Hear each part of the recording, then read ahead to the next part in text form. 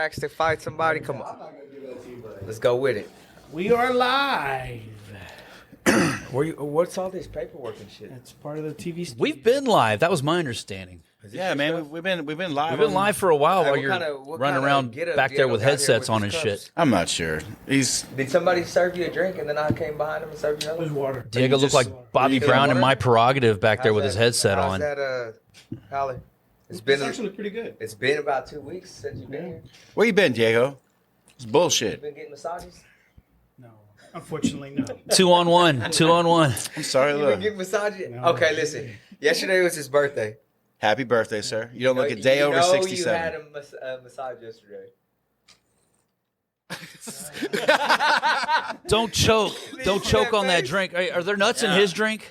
Yeah. Wow. Eric, did you put any of your nuts in his drink? Nah, I didn't. I threw him away already. So, Diego, He looked like he's yesterday, about to choke. yesterday you turned 63? 61. 61? No, All right, seriously, all 40 right. what? 48. 40? God damn. Fuck yeah. Congratulations. Happy birthday, sir. Make it look good. We'll try to roast you a little Yeah, extra relative, hard today. You know, relative. You don't look a day over 52. So like that's a good credit for you. You know, right there. 48 years old. Working hard, man. What'd you do for your birthday? Nothing? Galveston. Did you work? Family time with Galveston. I thought you were. Seawall. Hang out at the seawall. I seen Space City did a podcast when. Did you go set up their podcast Monday or Tuesday? No, it was. I think that was like- that was just him resharing stuff that he had done. He was trying to get someone to say, "Great job, Diego." No one wanted to do that. Nobody said. Nobody did it. No one even liked the post. To be fair, I shared it so that he would see that we shared it and deleted it right away. Like, Did you just- really? Ouch. It's right there. Ouch. Don't do that to my guy. Vicious Rich Burmaster. Well, Diego, happy birthday, man! It's awesome to have you back in studio. Shout out to our sponsors that Rich wants to shout out. Oh, I got it. Okay, I got it. All right, so hey, shout out to our presenting sponsor, Howler Head Whiskey. Get that monkey spirit in you. They have another phrase also, though? I Yeah, forgot they've got Welcome to Our Jungle, Bananas Yeah. Gone Crazy. Okay. If you ain't getting head, get some Howler head. I don't think that's official, but we'll If you we'll ain't run that getting up the- monkey, get that monkey. We'll rag that flagpole and see if it stays. You know, let's see how that goes. The only monkey that matters. Ooh, I like that one. The That's only monkey actually that matters. really good. Howler Head Let's Whiskey. trademark Yeah. that shit right there. The only monkey that matters. I don't know. Well, I Some mean, other My monkeys. boy I Aswell like the Sr. phrase. It's very My boy catchy, but Aswell it is not Sr. the only got monkey some that other matters. monkeys There's just he one likes. monkey ahead of that one. Also, our other sponsors, guys, OnlyFans. You can check us out at onlyfans.com/Fury Fighting. Yeah, For we're behind-the-scenes live on actions. OnlyFans right now. now. We're live on behind the scenes on OnlyFans. So you've seen us Before we go live, talking shit for the last 30 minutes up here. Kimura Tattoo Company. Get you some sweet ink. Do they have a tagline? Like, just Ronnie's really fucking good? Like, is there an What actual... else? I'm gonna make up a tagline for them here in a minute. Getting that Byerly ink in you. Get that ink on you, bitch. I don't know. Yeah, if that's- yeah. I don't know if the hard B was helpful or not for them at the end. Bro, a private label. Private label bags, the best bags. So in the what game. the bags that we give out at the fights, like as a bonus, like what is that like called? Like what kind of bag is that? Because I always feel like It's a stumped duffel. to call it something. The private label It's a duffel. private label duffel. That's man. it. I mean, I feel That's like it. I feel like it $300 needs bag. like better marketing, like some kind of catchy fucking name. Yeah, it's like a $300 It's like, duffel bag. Hey, man. so and so picked up a private label bag for that submission. It's like, what kind of No, bag they got is different it? ones. They got the backpack. They got the Yep. like the overnighter, your boy Vic picked up a. the fanny pack. But I feel like it needs to pack. be like the finisher bag or some shit. I don't know, like something Hey, clever. if you go to their website marketing and you look purposes. at the way they pack shit in, It's pretty cool. I can never get mine to look like that. me neither.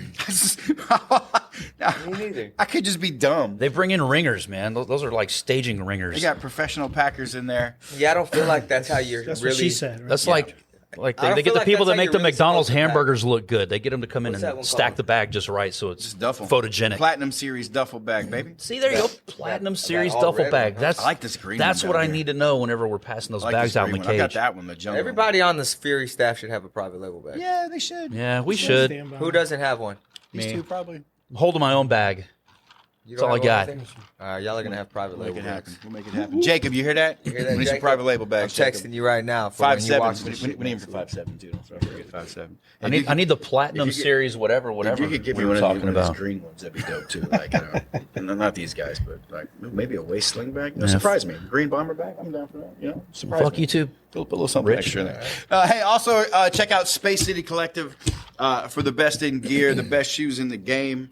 Thank Who's you guys so rocking? much Who's over rocking, there. If you Jay? consider I'm yourself rocking, a Diego. I'm sneakerhead, rocking. do yourself a favor and Diego, check out what Space City Diego, Collective. what you got Diego, today? what you got, Diego? Ooh, Diego's Diego got got the those dad shoes. Academy Dad specials over You got there. the Yeezys? Yeah, I got- I'm in the dad shoes What you today. got? Totally Wayne in the got the dad Yeezys? shoes. Wayne with the house shoes. Wayne with Skechers on. Boom. I don't know how to feel about the Skechers right this moment. They're so fucking comfortable. Yeah, I'm not These are gonna lie. my dad house No, we're shoes. good. We're good. I just You wanted know what's to- super comfortable? I've been stunned. I've been wearing Jordans like the last 3 weeks. We haven't talked about shit, so I was like, all right, I'm just going to wear my comfortable shoes today. And that, I figured that you guys would make it a Proud to point be to a bring dad. up Proud to wear footwear. dad. Eric's rocking his fours down there. Man, you know what? These fours are about 8 years old. Really? Actually, that's when you used to be able to go into like Foot Locker Oh, or and somewhere actually, and score a pair. and buy them off. And now you can't buy shit. They don't even put them No. out. They just It's impossible now. straight to the app. Everybody's lining up the night before to like Dude, you buy try shoes. and like I don't get it. They've tried changing the sneakers app recently, where you're supposed to be able to like, if you haven't got selected recently, you'll get selected. That's bullshit. And I've got this. You know, they keep track of like what you've purchased. Wow. So I've got this list in there of like everything I purchased, and up until like 2019, my list was stacked. The Travis Scott dropping. They just dropped yesterday. Yeah, Christian sent me a picture. I didn't of get them. Well, I think he's got. I 'em. tried on 3 different apps to get them. I didn't get them. You know, they were a women's release. They were. Yeah, but Oh, that hey, olive listen. green. Hey, right, I'll my right rock. size. You give me my size, I'll rock them. I think Christian ordered women's size. I'm trying to get those. If you're under a size 10, you're a woman size. Damn. I don't know who that shot was fired at, but ouch. 10, 10. It wasn't me. 10. You always Yeah. gotta say 10. When, Yeah. when they drop hey, something like listen. Even if you're not a size 10, you better say 10. that, you got. Look, Oh, this Aswell fucking guy. with the background. Hey noise man, and, can we get like a like vibrate? I heard you like the vibrate. Man, That's a like size he's- 8.5 shoe that just left. Yeah. just left the room. But he did. You know, he show did up snag us in an a extra bottle of studio Howler, with your so- phone turned up as loud as you can. All right. So what did we just do? We just These had a right? show, guys. Right? Was it a Fury Yeah. 78? Yeah, yeah. Not bad, right? What you think, Diego? See if I can get these. What are we looking at, Eric Garcia? Shoes. Looking at these Travis Scotts right here. That you can rock those. I don't know, man. Cool Hey, enough. You walk into your Hey, he's like- ball wearing those. Guess what's gonna happen to you? Diego? Big tipper coming house. They gonna take No way. your shoes. Travis Whale- Scott is the like whale, huh? satanic from what the internet says, man. I don't know. What do you think they do to Diego if he walked in the massage ball wearing those? Big Well, I tipper. mean, you know, they definitely they make him leave his shoes on to do it. Lucky Whatever it is that they do to him, they'd make him leave the shoes on. No. No, leave them on. Leave them on. Leave 'em on. All right, guys. So we just had Fury FC 78 this past weekend, Escapade 2001. Fun event, man. Let's kind of recap from the top. Colton England defeated Nick Compton in a fight that I think we've all kind of discussed. This was a fight for Colton to kind of showcase his skill set a little bit. And I have to say, I don't think it would be unfair to say like he maybe fell short of expectations. It would have been in that- great to see in a He finish. looked disappointed. He looked good. Yeah. Like he looked good. He looked disappointed. He as well said he when was done. disappointed when Yeah. he was Yeah, yeah. I think everyone's expectations were he was going to come in and finish Nick. And listen, to be fair, Nick's only been finished once. I think. Like Nick he's- Compton's a tough motherfucker, he's a tough, man. tough dude. Yeah, that's a So- tall order. Are you saying he needs to fight Shaquem? That's what I'm saying. Yeah, TMF? Nick Compton. That's yeah. Nick Compton and Nick Compton Shaquem? versus Tough motherfucker. I'm in. Shaquem. Yeah, I'm in. But hey, the TMF was on up. We got to call it something else. Got to come up with a different tagline for that one. I'd like to see it. So good performance from Colton, raises his record to 13-4, I believe now. 13-4. It's a good look. I do think.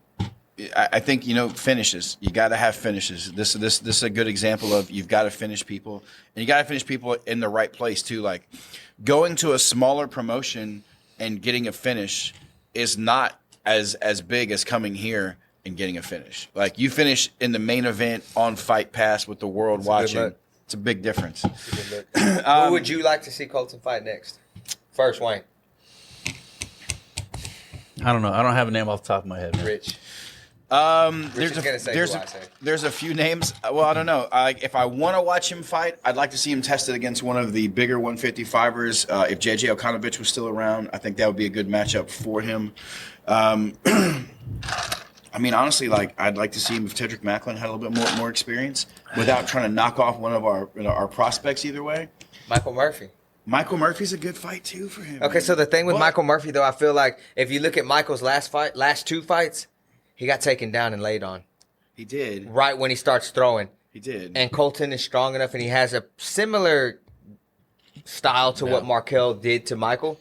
I think he would shoot right away and take him down as soon as Mike The only problem is that you've got a guy riding a 4-fight win streak and a guy on a 3-fight lose streak. Okay, so you give him Markel Medeiros, who 6-0, 6-1. What about Medeiros and Macklin? Yeah.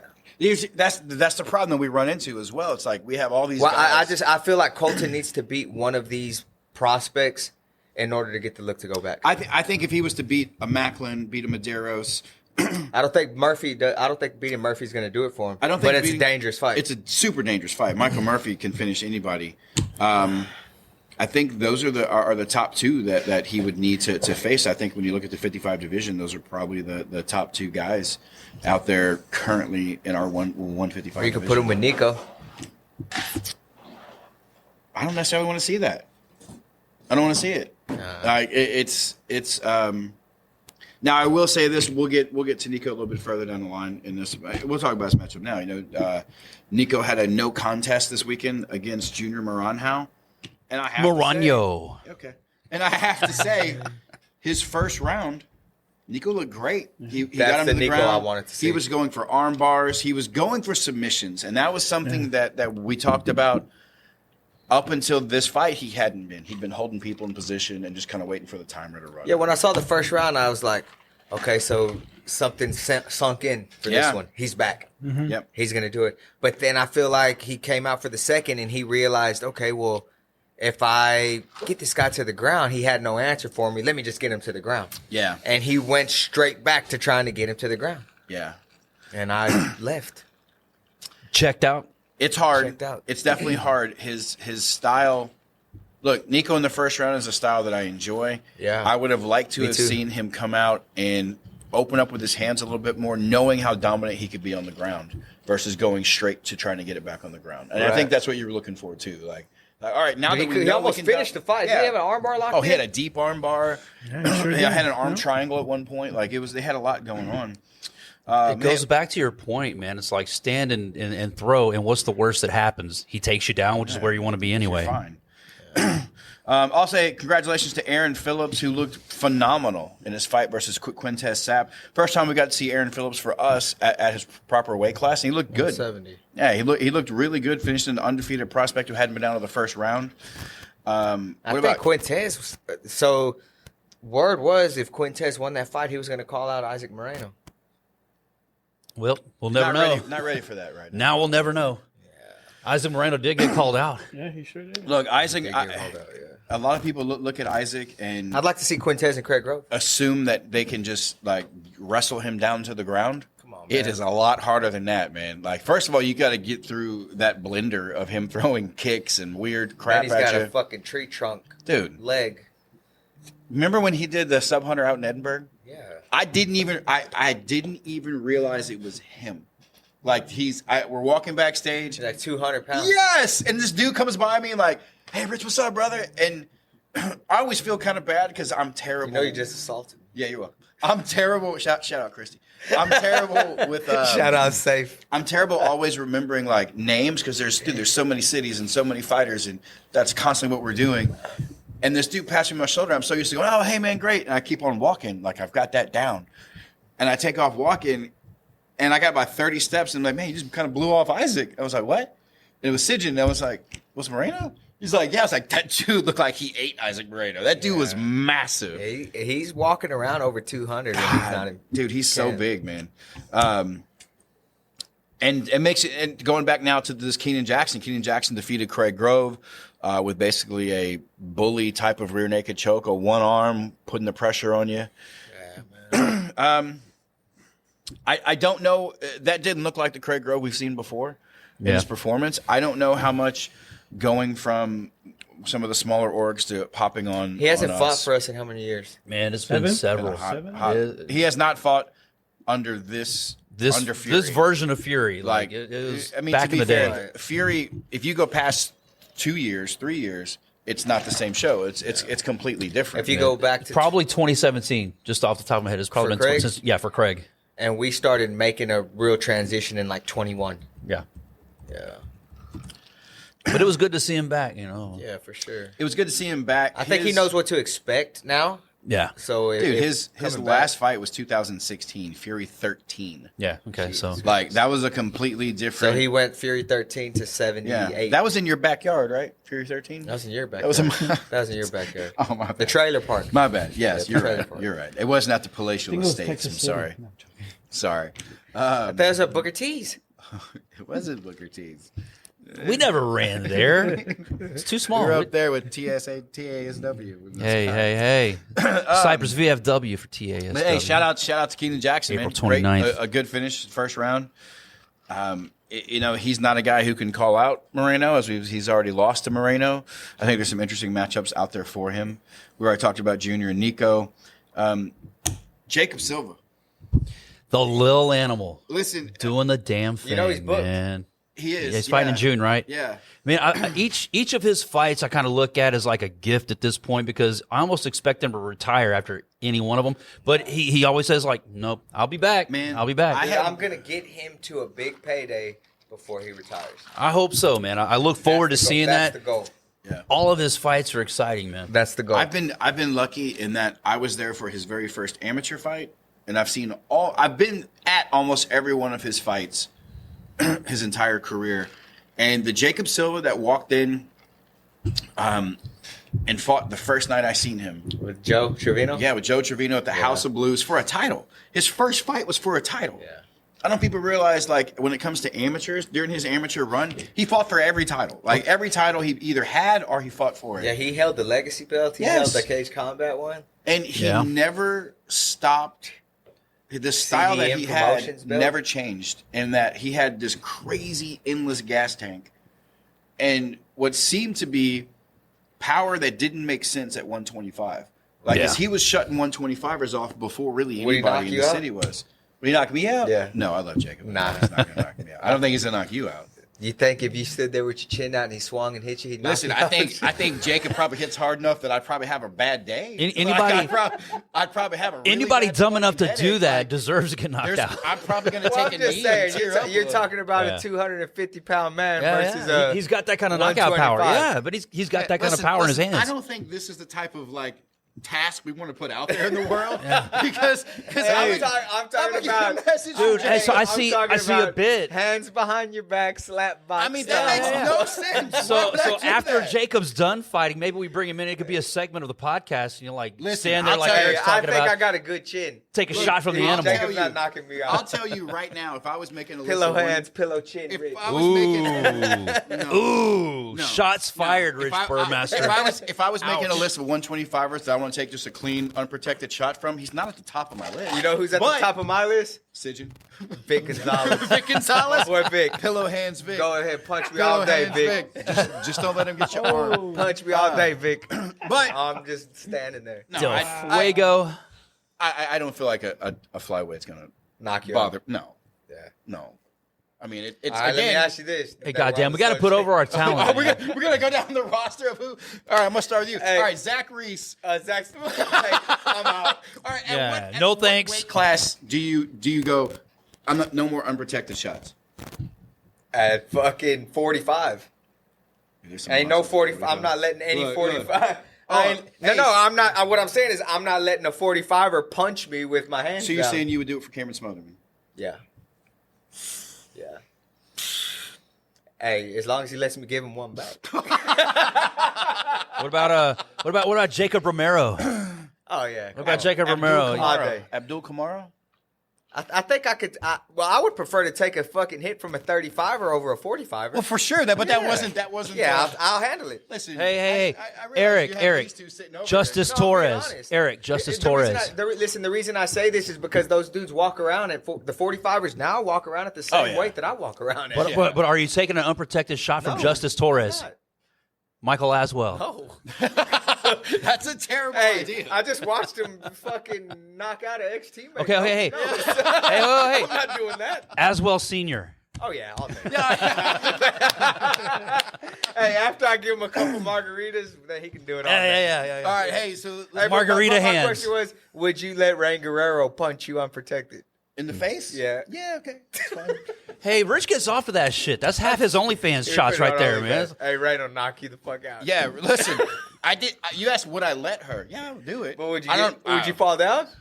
I don't believe I would. I don't believe I would. I mean, dude, I've always sparred with all of our heavyweights. I feel like I'm fine. Yeah, but they got 16-ounce gloves on.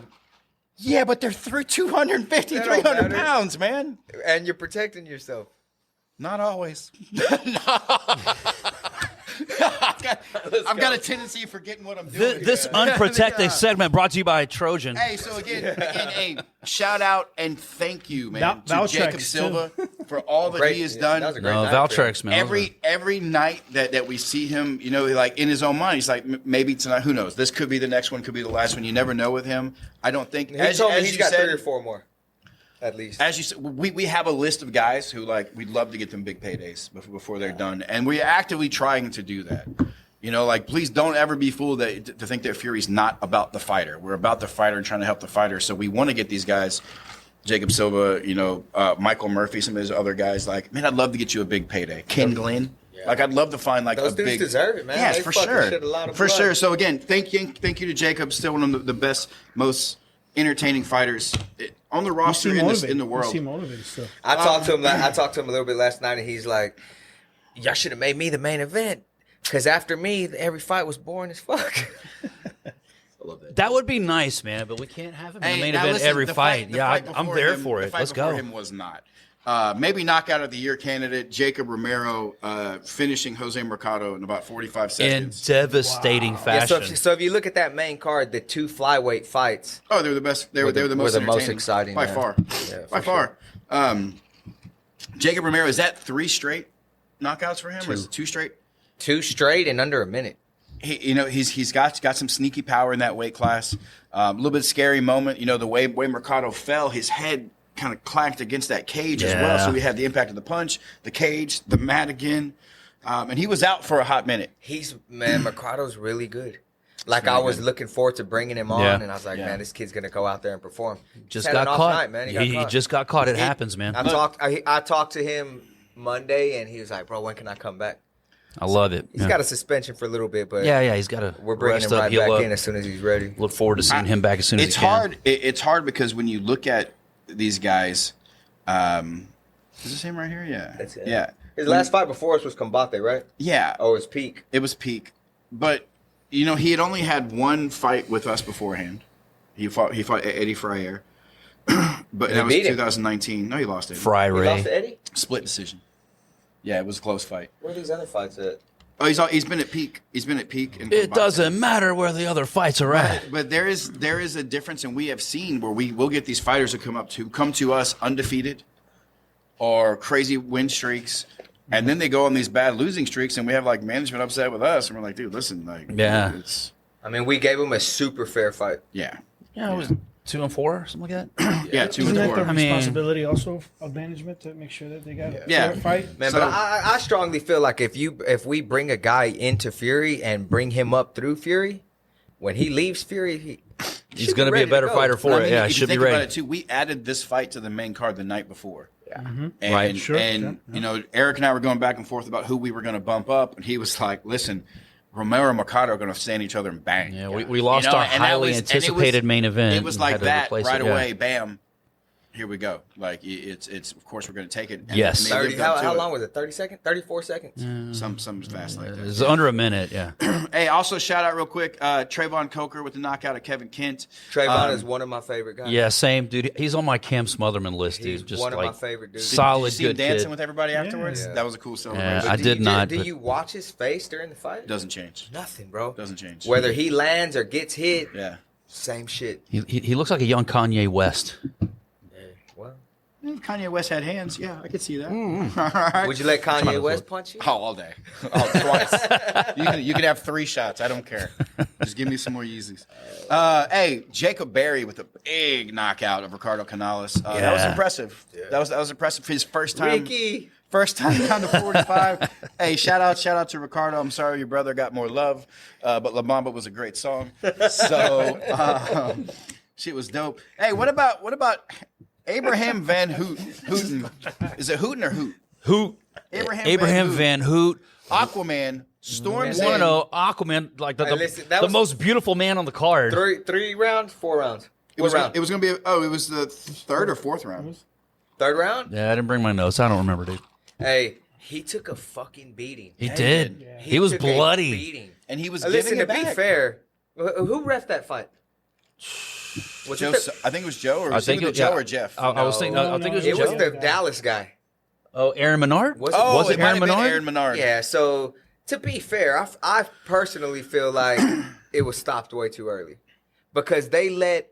Yeah, I remember us talking about that. Him take a fucking... They let Abe take a beating. Yeah. And get cut and bloody and everything and didn't stop the fight. And Costello took 2-3 hits. Well, and this referee stepping in and it's fucking over. I will say... I don't know like what his training background is. But like a guy like Rex, a guy like Joe Solis, I don't think they stop it where Aaron Menard stopped it. Well, I'll say this. Sorry to interrupt, and I man. will defend Aaron to a little bit. He's a great ref. I think Aaron's a very good ref. Aaron Menard is solid. I don't have as big a problem with that stoppage, only from the aspect that if you go back and I don't know if all of y'all looked at Matt after his eyes completely swollen shut, he had cuts all over his face. He was taking some damage as well. And the way that he was trying to defend in the corner is something that I tell our fighter. Well, he was trying to cover up and he was trying to drop his hands and only have head movement. And trying to use head movement against the cage with your hands down dangerous. Visually can look bad to a ref because he was getting hit every now and then. He's trying to roll with the punch, which Matt is great at. But when you're against the cage and you try to roll, it looks like you're going into the cage and then you come here. Visually, I could see. I agree. I remember Eric and I talking whenever the stoppage happened. Like he was still defending himself. He was still moving. He was. To your point, I went back and watched it a couple times now. We go back and look at production each time and seeing the way that like he was. It's just the hands down visually trying to turn and roll with the punches didn't. Whose doorbell keeps going off? Can we get like a mute? Turn it off. Fuck. All right. Hey, also shout out real quick: Brandon Taylor, Lee Charles, Andrew Lauterbach, Denzel Rosario, Stevie Payne, and Patrick Olima, all for their victories on Fury FC 78. And now it's time to bring in our guests, man. We've got some special guests in the house. They won't stop making noise until we bring them on. Brought to you by Howler Head Whiskey.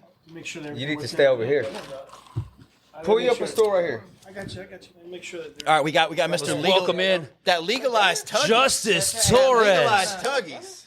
and the Texas Kid, Michael Aswell Jr. We don't announce him as Junior, but he's Junior.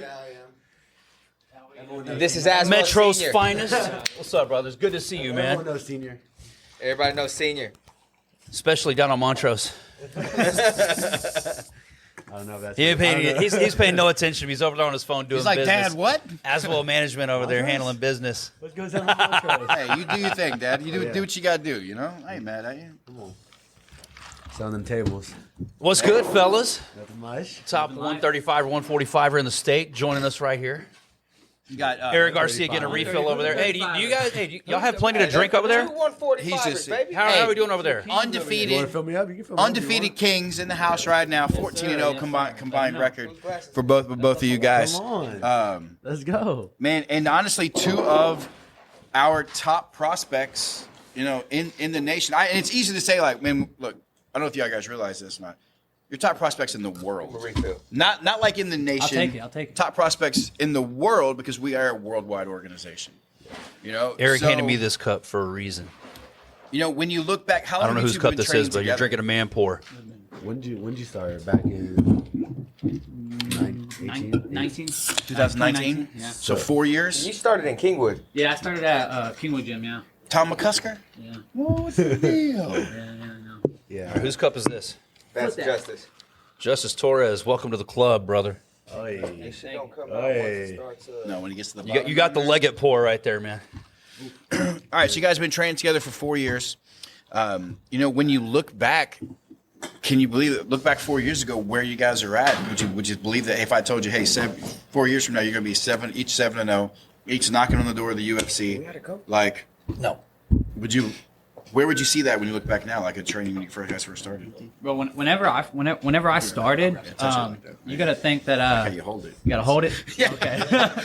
You got to think I started though when I came into the gym. I was the new guy. You had Mana, who was the champ, and then Colton was a champ at the time, and then all these guys, they were like so great. Like I said, I started in that small gym in Kingwood, so Yeah. these guys, I saw them, I'm like, damn. And then he became the champ, Cameron became the champ, so it was real intimidating. And then now seeing how I've grown as a fighter along with them, and we're like I said 7-0, knocking at the door. I like it. Born and bred Fury FC. I mean, minus that silly, what was that, KG combat? Hey, that's the little brother. It's a little brother. That's a little brother. I think for stepbrother. me, when I first started, I was started with Saul when I was about 14. Y'all were off of the Gulf Freeway over Right there, off 45 in Scott, right You there. went over there to that one? That's where I started with them. Yeah, so I started there when I was 14, doing jiu-jitsu, just strictly jiu-jitsu. I was How old are you now? 22. 25. 22 and 25. You're getting old, man. Yeah. I know, right? Listen, man, there's not a lot of 7-0, 22 and 25-year-old featherweights, bro. Like, No. y'all have a huge jump on, like, a lot of the regional guys right now. And I don't know if you feel like this, but I feel like me, like, it's not like a competition between us, but like, I'm like, I always want him to win, or I don't ever want to see him lose. But I'm Right. like, I got to stay undefeated because I want to stay undefeated longer than him, and then like vice versa. Like, you know That's what I a mean? good- Like, I Yeah, don't no, know. it's like I want to keep it going. we're like competing like with each other, not like Yeah. against each Yeah. other. See, that's something that You know? people need to hear, because I think fighters get caught up sometimes in being the big fish in the small pond. For sure. And if listen, you're only going to get as good as the guy next to you. You know, and I think you two guys are great examples of that. With both running around undefeated, you've got an entire team of just murderers. Yeah. Like, and for the longest time, they've had a team of murderers. So how many times has Cam Smotherman knocked y'all out? He hasn't knocked me out personally, but he's hit me with some hard shots. I you kid. know? I got to shout out our boy Cam. Yeah, Smotherman. shout out Cam, man. For real. That was one of the Metro nastiest Now, as brother. far knockouts. as him putting hands on me, I'm not gonna lie. It's been pretty All day? frequent. Yeah. Cameron got Strikes me hands. as the type. But that's the type of shit that gets you better. Exactly. For yeah. sure. And so you take it 100%. from those guys in the gym, and then you get into the cage, and you're like, "The fuck is this guy I mean, in that's front of me that's, doing?" that's He the ain't real doing reason why I shit, switched you know? over to that gym, because whenever I was training in Kingwood, there was like I was training with like people y'all's age, and I feel like when The you fuck is that supposed to mean? God damn. hey, I can still throw Whoa. hands. Hey. I thought we were cool. Well, let me tell you something, brother. sorry. That 42-year-old had a good fight against fuck? Colton yesterday. Shit just got hot here at the table, man. Don't negate the Fucking Justice Torres bringing the fire. Damn. Hey, but I feel like when you get to a point and you're in a gym where you're the guy that's beating everybody's Exactly, ass, it's yeah. time to make a move. Yeah, man. no, I went. So when I got over to Metro, dude, I'll never forget my first day. I got my ass whooped so bad. I went to the restroom, putting water on my face, and I was like, why did I show up? Like, god damn, that was bad. Just wait till I call Adrian Yanez and tell him what the fuck you just No, said. sure, You thought you got your ass whooped before. What and like when you met Saul, what was your first impression? How did Oh, dude, that was so funny. So I Oh, thought damn. was he calling you a pussy and shit? No. So Mana is the one who brought me to the Well, Saul did hate you. He hates everybody. Yeah. So. And I walk in, and so Mana was taking forever to get there, and I didn't want to be late for class, so I walk in, and he's like, "Who are you?" And I'm like, "Oh, I'm Mana's friend, Justice." And I shook my hand, went to go shake his hand, and he was like, He just like looked at it. "All right." Yeah. And then I was like, "Okay." And I'm like, bro, I was scared. I didn't know what the hell was going on. Good. How'd you meet Mana? Mana didn't, So that story is kind of funny too. So because you were training in I met Kingwood. I met Mana through my buddy McMasters. Shout out McMasters and Chiron because they sponsor me. But so his dad and Mana's dad worked together, and I talked to Gil, and I'm like, man, I'll fuck Mana up. I'll fuck him up. And he's like, bro, no, you wouldn't. And this one, Mana's a champ. I was like, bro, I'll body Mana. What you talking about? I'm an amateur. Yeah. And he's like, You do what you had to do. You he's try like, to market all right. yourself. He's like, all right, let's make it happen. Let's make it happen. Show up to the gym. And I'm like, all right, bet. And then Y'all did it like Rocky Apollo Creed style in the gym, no pretty cameras, much, no lights. Yeah. Yeah. Okay. And so then I'm like, right before it's there, I'm like, hey, let them know I was just joking. Like, I don't want the smoke. I don't want the smoke. So I show up and I'm like, We're sparring. This is an exhibition. yeah, I show up and Mono's like, what's up, bro? And he kind of like dabs me up. He kind of gives me in a vibe. And then his buddies are all there. And I'm like, what's going on here? And so we spar. He beats the brakes off of you, huh? Yes. I'm talking about just spinning kicks, everything. He whooped my ass. And then he was like, he gave me respect afterwards, though. And he's like, you should come train with us over here at Kick ass. Mana said? Yeah, and that's how I got there. He's like jumping you into the gang. He was Pretty showing much, you that was like, my hey man, initiation, yeah. this This is what's this is what you got to This do. is what's gonna happen when you get here. Yeah, Like, boom, let's go. And that's kind of how it was, like starting at Metro, because I started. I guess when I really started sparring, I think I was like 16, and Coach Saul was kind of like, "All right, I think you're ready to go in there with all the killers." That's when everyone was coming up. That's when Adrian was fighting on LFA, and he was about to fight Miles Johns. Colton was doing his thing, and everyone was just kind of coming up. And like Justice said, I remember the first time I was 16, and I was kind of the same way. I'm just kind of talking shit, like that's it, that's all you got. And these dudes beat the shit out of me. And Coach Saul, he's kind of just like, get up. He's just like, get up. And I'm like, I don't know how to get up. He's like, get up. Like keep going. Beating the shit out of me. I remember it was the first time I was bloody, but I would still be on the ground. I'd just be like, that's it. Like that's all you got. I think after time, just getting your ass beat and not going away. I think not going away is a skill in fighting. Because a lot of people can just wilt and just say, I'm That's done. how you weed out who really wants it and who doesn't. 100%. We see a lot of guys in the Fury cage, man. I'd be like, was that choke even in, or this dude's not defending himself? So who's got heart and who don't have heart. And heart is something that you can't learn. No, Like, you you can't. You either got it or you don't, man. Like Rich got no heart. Yeah, he's heartless. Heartless man. Rich Look Bergman. at No him. heart, no Look at soul. him. He's not even listening. No heart. Yeah. That's a happy-go-lucky fella over here. See? It's all good. Get punched by girls and shit. I'm in. That's his thing. That's what Mike Tyson said. Like, you have a plan to get hit in the face. It's the same concept, really. Like, Right, yeah. some people will get hit in the face, like, I don't want to do this. And you Right. see, like, all these, like, wrestlers transitioning into MMA. And it's like, wrestling's a whole different game than MMA. Like, when you're getting hit in the face, it's You come from wrestling, huh? a little bit. I mean, I started off doing jiu-jitsu. I started off playing all sports. I was kind of like an all-around athlete. And then I started doing jiu-jitsu, which kind of led me into wrestling when I got to high school. I was like, well, let me try this wrestling out. I did jiu-jitsu. Maybe it's like the same concept and stuff. And then I started wrestling. That's when I started losing weight. And then I went back to you were a Metro. big boy. I was big. I was like 215 because I was playing football. I thought I was going to play football. I was. The NFL dream, right? Yeah, I was. I thought I was gonna go to the league. Yep. And then Pinky toe. Well, and then I'm Mexican. I didn't really grow. And my dad's not tall. Go this way. Yeah, I was getting wider, not taller. And I'm not dumb. Like I could see like when you try to make it to college and like playing in professional leagues, like you got to have the height. Yeah. You got to have. You see what your competition is going to look like, It's right? like as good as you can be. For the people that are small that make it, that's the very minimum of the minimum of the minimum, Yeah. So it's like, I know these guys are probably as good as me, but they got the height and they got the speed and they're gonna play. That's just, and I get that, because in football, my best friend took my spot, but he was better than me. And I'm like, that's just what it is. He's taller than me. He's faster than me. Now he's at University of Texas. Fuck that guy. Now man. it's my boy. But now he's at University of Texas playing football. Yeah, kick ass. So you see where it's at. So I kind of learned quickly, like wrestling has a point where it's like you can be this weight, you can be this, like it doesn't really matter. It's like it puts you in your own set. So I was like, okay, I kind of like this. And I was kind of bigger. And I was like, well, I'm not gonna play football. I guess let me start losing weight. And I get to the gym. I get back to jiu-jitsu. I'm like, maybe I'll help with my wrestling. And I remember I was in the kickboxing class, and Coach Saul kind of just pulls me to the side one day, and it was like, since you're 14 when you started, like I see something in you. I can make you a champion if you let me train you. He said, if you make 145, I will train you. I'll be in your corner.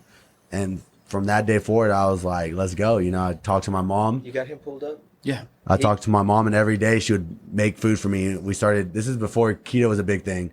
Like it was, my The friend, Eric Garcia diet. Yeah, the Eric Garcia diet now. That's what it's called.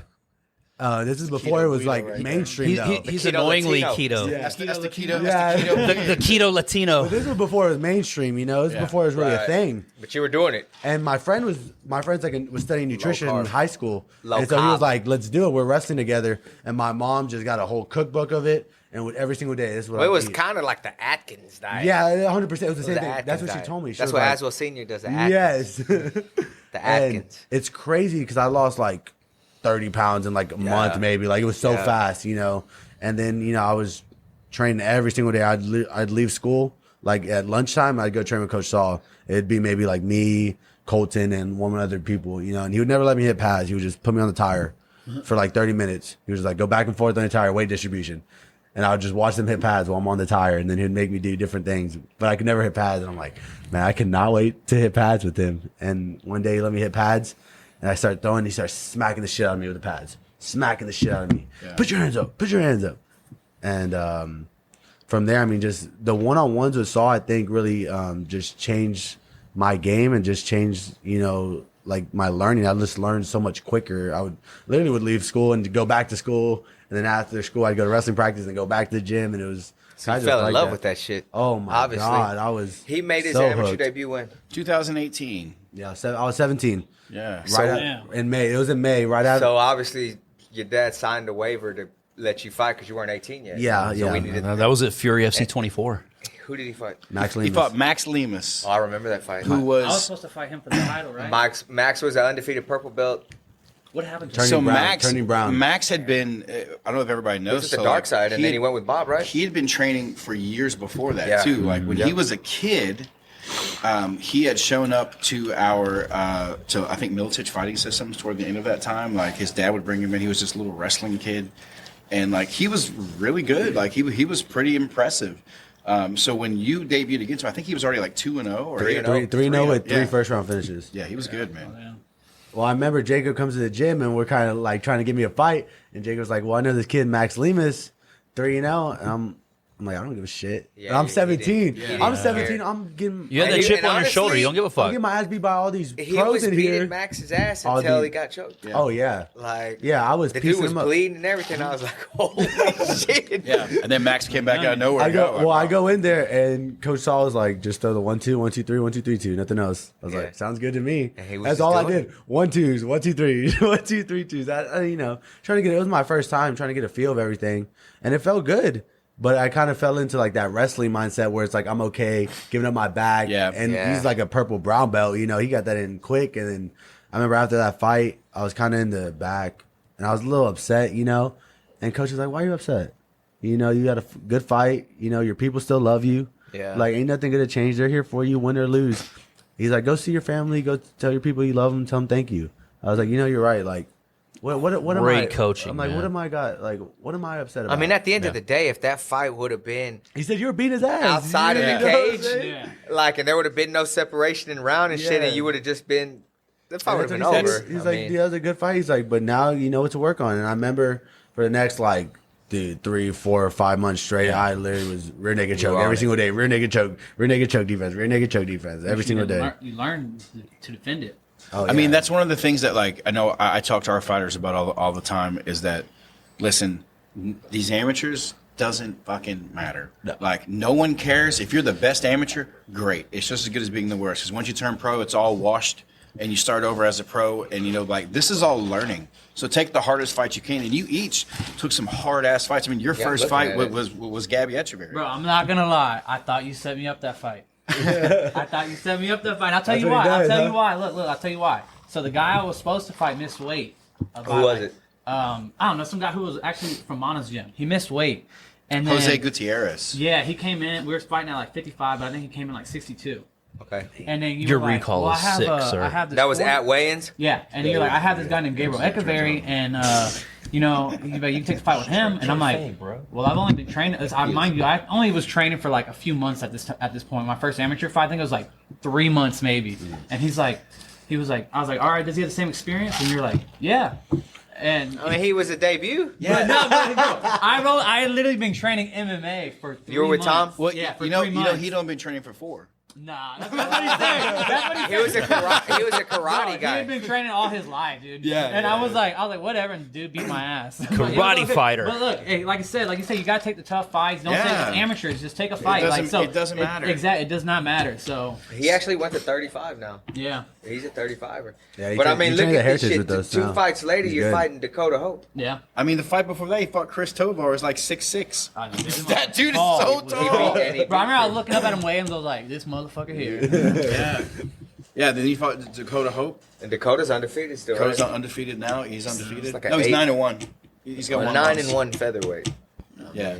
Why he won't fucking come over here with the big dogs, I have no know. idea. You don't want to Like come the with. You little don't Thai want boys. No, bro. He's cool. He's cool. He trains with the Heritage a little bit sometimes. Dude, we've cool. been Let's we've move been trying to get him, and like I've been trying to sign him for years. Really? he Yeah. just I don't know what the fuck they're afraid of. They might got a mate over there.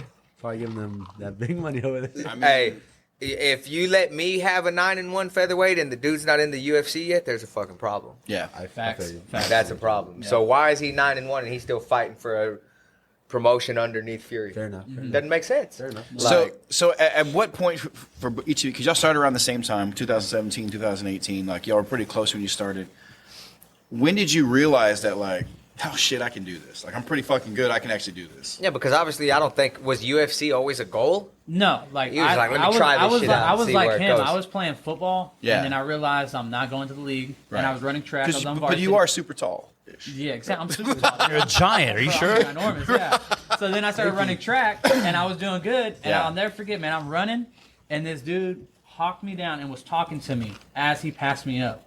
And I was like, "Yep, not running track, not going to the Olympics." And then so I Yeah. started playing rugby, and I've always been contact, so I like playing contact sports. And blew my shoulder out, didn't do anything with that. So I was like, I like to fight, so I went with that.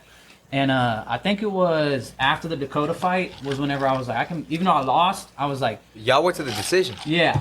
Yeah. And I was like, I'm gonna make something happen with this. I was like, And I the gotta dude do was something. tough. Yeah. He was fucking tough. I think for me, when Coach kind of told me, because you know how Coach is, he doesn't just say that shit to anybody. Yeah.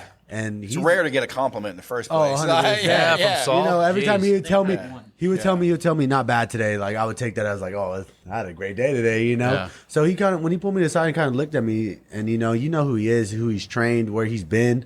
You know, I took that very serious. And the way I am is like, if I'm doing something, I'm giving it everything I got. You know, it's like I'm not gonna half-ass the shit. Like, you know, I lost all the weight. I got from 215 to 145. You know, and I think I'm a goal setter. I like to set goals, you know, not just like monthly. Like I set weekly goals, I set daily goals.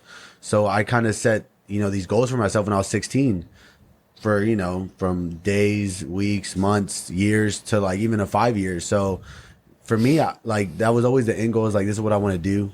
I want to be a professional. And I think some of the biggest goals I had when I was 16 was like, I wanted to have a professional fight before I was 21 and I had 2. So I think, you know, just, you know, if you look at all my goals and like written down, you will see that everything that I kind of like told myself I was going to do, I did. You know, I won the amateur belt. And, you know, I know COVID was bad for a lot of people, but for us, it kind of worked out. I remember I was supposed to fight an amateur fight, and Eric calls my dad like, hey, amateurs are not going to be able to fight for another 6-7 months. Yeah. You can turn pro and you'll be able to fight, you know, 3 months. And you know my dad, he sells them tables in advance. So this table's already spoken for. He already sold them for that date. And kind of talked to coach, and he looks at me, and I know, and he's like, "You're ready." And I was like, "I'm ready." If he tells me You I'm already ready, the champ. If he tells me I'm ready, then I'm ready. You know what Coach Saul told me was almost the Bible to me. Anything he would say, I would literally like soak it in. Every time he would teach something, I would ask him questions. I'd write it down. I'd go home, write it down, look it up, and so I've always had those goals. So yeah, it wasn't necessarily like, you know, UFC was the end goal, but it was definitely like, Make something happen. that's what I'm gonna do. It was in your vision. That's definitely what's gonna happen. So like now that I'm 21 and now those are my goals. Now when I was 16, you know, like I definitely was like, I'm gonna go to the UFC, but now it's like more. It was a into dream, fruition. but now it's an attainable now goal. it's more fruition now. It's And like then now right there. you each balance, like you're balancing school, right? And you're balancing a family. And work. Yeah. You have like 9 kids, right? It's like Sean Kemp. feels like now. He's got a kid in every major city in Texas. But no, like my life is literally like I work from 7:30 to 4:30, drive straight to the gym, train, and come home, cook dinner, get the kids ready for bed, and hang out with the family. So I think that's something that these young fighters need to hear, because you each have an obstacle in your life that you don't get to train optimally. Like you'd love to be able to train Dude, I all the love time, to all the train. day. I hear of about them course. going to like the 10 o'clock classes and going to Heritage, and bro, I'm stuck at work on a forklift. Like, damn, dude, fuck my life. So one of the most frustrating things is to see talent walk in the door, and then they let these things become obstacles versus going, I just got to fucking go. I just have to go. So how do you each find like that drive? One, you've got school, you got tests, all these things. You got mouths to feed, a family to take care of. That's like, it right there, though. That's the drive right there. Is like, I'm not The mouths you have to feed, right? Yeah. I gotta provide for my family. That's one thing I've always, always gonna do. Like, bro, I had whenever I first had Dominic, which is my oldest, I was working at Lowe's making $11, dude. And I had I had my mom like in my family, obviously, but like I was raising a kid on $11 salary. Like, come on now. So then I'm like, dude, I gotta make something with this. Mad and, like, respect, man. Exactly. Now I'm making better money, but still not like UFC money. He's So making you gotta- $12 an hour now. exactly. Hey, we're a big one too. But yeah, but no, seriously though. But like, you're gonna make it work. So that's really what it came down to, is just making it work. You're gonna find a way. That's where you find that drive from. How about you, Aswell? Yeah, I know school's a little different, and not many people like really understand like how intricate and how like tough school is, And luckily for me, I'm able, in college you're able to make your own schedule, so I kind of put my schedule around my training. So I have training in the morning, then I'll put school in the middle of the day, training at night. Then and with COVID, it kind of helps see that like if I can do everything online, it makes everything way easier for me to be able to do everything. But there's just some classes that aren't, so having to go on campus, this and that. So, I mean, it's tough. I think now that I'm getting closer to finishing, I think it'd just be beneficial for me to finish. I think that's the end goal, is like once I finish and I'm done and I get that degree and then you can train 100%, like, right? I can train full on, and How much time you have left? maybe like a year, ish. I kind of changed. He's gonna get that degree and never use that shit again. Yeah. But like just to have it and like maybe it's- I What are you majoring? What's your major? So I started with undeclared in business, but now I'm doing sports administration with a minor in business administration. So maybe opening. those words mean? He's coming after that Jason House money. Bro, I was the guy. and see, I was the guy Hey, who realized school was not for me, dude. I went to school. He's coming after and that I'd sit Jason there and be House like, money. I'm with Justice Torres. I realized early on, I'm like, fuck. yeah. It's not, honestly, that's 100%. School is not for everybody. It just Right. really isn't. I wish I would have went, but I didn't, and so now. You are where you School- are. I mean, but All right. I don't think you can look back now and be like, "Oh, I made a mistake." Oh, no, Like, no, like, no. I'm I happy. think No. I think it's great to see the parallels of Yeah. a guy We're on who's total in school, opposites almost. a guy who went the family route and had to deal with it. You're sitting with the same records, at the pretty much roughly close in age. Yeah. So like it's cool to see, because again, there's way too many people, and I'm sure you guys see, as big as the gym is. Guys come in, you think, oh, this guy can be pretty good. Then they disappear. They show up once a week. Mm-hmm. They show up, oh, he came in twice this week. He must be getting. Dude, you've either got to be all fucking in, Yes. or get out. And exactly. You got people who come in like, I'm gonna say his name too, Josh Wilson. He came in. Man, dude, he is so good. He is just wasting his talent away, and it bothers me. And He I went to hit him Metro? up. Yeah, he came, bro. He started training with us for that whole camp, almost, and then When like, he fought who, Trayvon? Or no, the last one that he pulled? That last one he fought. No. That he slept that guy with that check hook. Oh, okay. And so yeah, he looks so good, and he trains so good, dude. He is good, but He he's is letting good. his talent waste away. He gets it's excuse after excuse. I'm like, dude, come on, you need to get in the gym, dude, and train. But you can only, bring him. He's to the got a gym. couple of little brothers. You can lead the horse to water, but you can't Exactly, make yeah. him drink, man. Exactly, yeah, so- Unfortunately, that some monkey guys like spirit. that can't see that talent that they have in trying to themselves. get the monkey- You have to Gotta see get it for picked them. up. Exactly. Yeah. Hey, Rich getting that monkey spirit in him. Now I got a guy named The only Terrence. monkey that matters, Howler head whiskey. Terrence Yes. Chapman. I Keep need that name. more. Remember that name. I need more He hasn't ice fought before yet. I go He hasn't pour fought more yet. of He just that did a in little, here. point fighting thing, but he's a beast, dude. I'm telling you. Listen, who's taking care of the Hammies over there? Really, it's kind of like Renee. Yeah. Renee. So when are they gonna start sending them to Fury? When they're ready. When they're ready, yeah. Well, I see him. He's about to be there. Don't worry. He's I gonna see be him. I see him moving around to other he's little gonna- bullshit. They did like a little point spar just to get them like their feet No, wet I've a little seen bit. them you in know what some I'm saying? other organizations fighting recently. Oh, you're talking about like Manny and them. What the fuck are they doing? They don't want to come to some real No, shit. I always tell them that you need to fight at Fury. But But we're calling out any names. We're just saying other organizations. So you guys have been lucky in the aspect that almost every fight both of you has been in I've Fury, always right? been with him, Yeah, y'all yeah. both I've have always been in all Fury. the time. Yeah. So, And but you've listen, also been- I've always said when like the guys that have started with us, Yeah. when they get to the big show, then I'm gonna feel accomplished. So when you guys Y'all are gonna make me proud. go to other events, like you've been to other events, you've seen gone other to, fighters. that other one. The other one. Other events like what, like Elevate and all the local, like the locals. Whoever, whatever name you want to say. Yeah, like we're trying to when get you go to come these, on to the other when one. you The go to other one. this, Just the other local shows. yeah, when you go to other yeah. events, like whether you're with your amateurs or something, sure. bringing them out, like there's a big difference Yeah. in fighting at that stage and then walking out in Escapade, which basically the same way the pros do, Yeah. or walking out when you guys walked out for the last time we were at Bayou Event Center was packed to the walls. When Dana was there? When Dana was there. Oh, yeah. Like, Those events, yeah, it was crazy. But I mean, like y'all talked about earlier, from what 2 years ago Oh yeah, to now. Yeah, I mean, it's when, changed a lot, 'cause bro. when Yeah, I y'all- started, y'all when changed I a was lot. when I was 17, I had my first fight.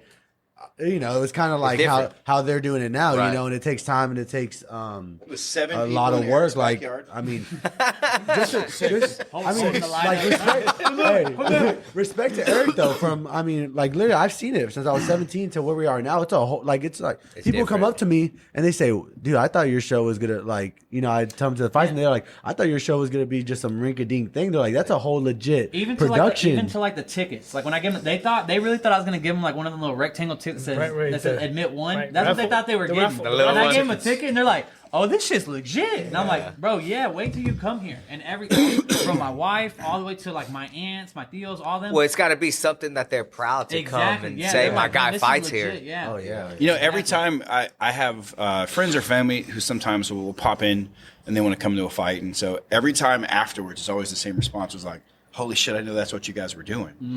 I'm like, "Yeah, all this is the what we're lines- doing." And over here. there's really no knock on another promotion, man. Like No. at the end of the day, you got to start somewhere. I think where I feel disrespected is when there is no respect for the foundation and the ground that I've built Right. to show some sort of map or guideline on. Look, this is how you do it, Build and a you template. Yeah, you start here and you slowly grow. When somebody comes into the game and they're like, "Oh, I'm gonna do exactly what Fury's doing and better, and I'm gonna do it in fucking 5 shows," Yeah. shit pisses me off. a Yeah. little I bit. think there is, there's always been a line of respect in Houston MMA. When Mick came in, he had nothing but respect for Saul and what Saul had done. course.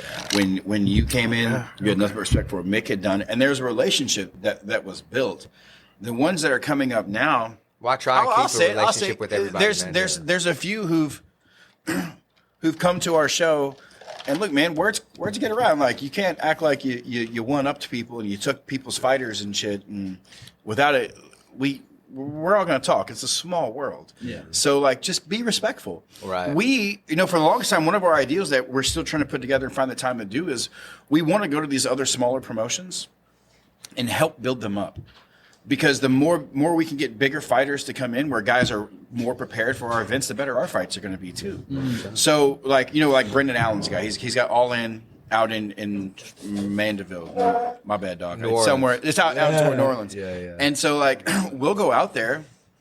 We'd love to go sit there and talk. And you've got the Fury team at your show, looking at your guys who we could possibly bring on to put on Fight Pass. And Brendan's all about, yeah, man, come on in, let's work together. Peter too. Peter as well. But then you get other promotions. You're like, fuck you guys, You're like trying to scout my guys. I mean, I probably shouldn't say shit, but I had the Don't do promotion that came last week yeah. to Humble Civic Center and did a show, and I don't know how they did. I don't think they did great, but apparently somebody told me that they said that they came to Humble just to show me that. You're not the only one that could do it there, some shit like that, yeah. I was like, dude, I don't give a fuck. Bro, Like, anyone can book any place for any time. Like, Yeah, I really don't yeah. care. Like, Yeah. I really don't care what anybody else Hey, is doing. brother, Humble Civic Center's our territory. I do miss the little Fury tickets with the, I needed to get my face on one of them, but it's all good. Anytime we're Never not got that, but all any- good. any- Oh, my bad. We'll help you out. Anytime There's that one we're dude that not looked at like me, Escapade, they- we can do that. Billy something. Yeah, we were trying to sell some They're extra like, tickets. is this you? I was like, Who was it? Billy something on your ticket, or I think Billy. No, not Billy. we were trying to get your dad to hawk those tickets. tickets, man, but it Quintello? didn't work out. Quintello or something. He was on the Fury He's ticket. making up shit. Billy. He's been drinking. No, it's not Billy. It's not Billy. He's been drinking. I was Billy- thinking about Billy that. Aswell. I used to always want. Or no, Billy Atwell. Billy His name Joel? is Billy Atwell. Do y'all Listen. just pick random photos, or is it Yeah. So Okay. this is how it goes. I always wanted my name Shout out to Hosanna, who does all the graphics and stuff for us.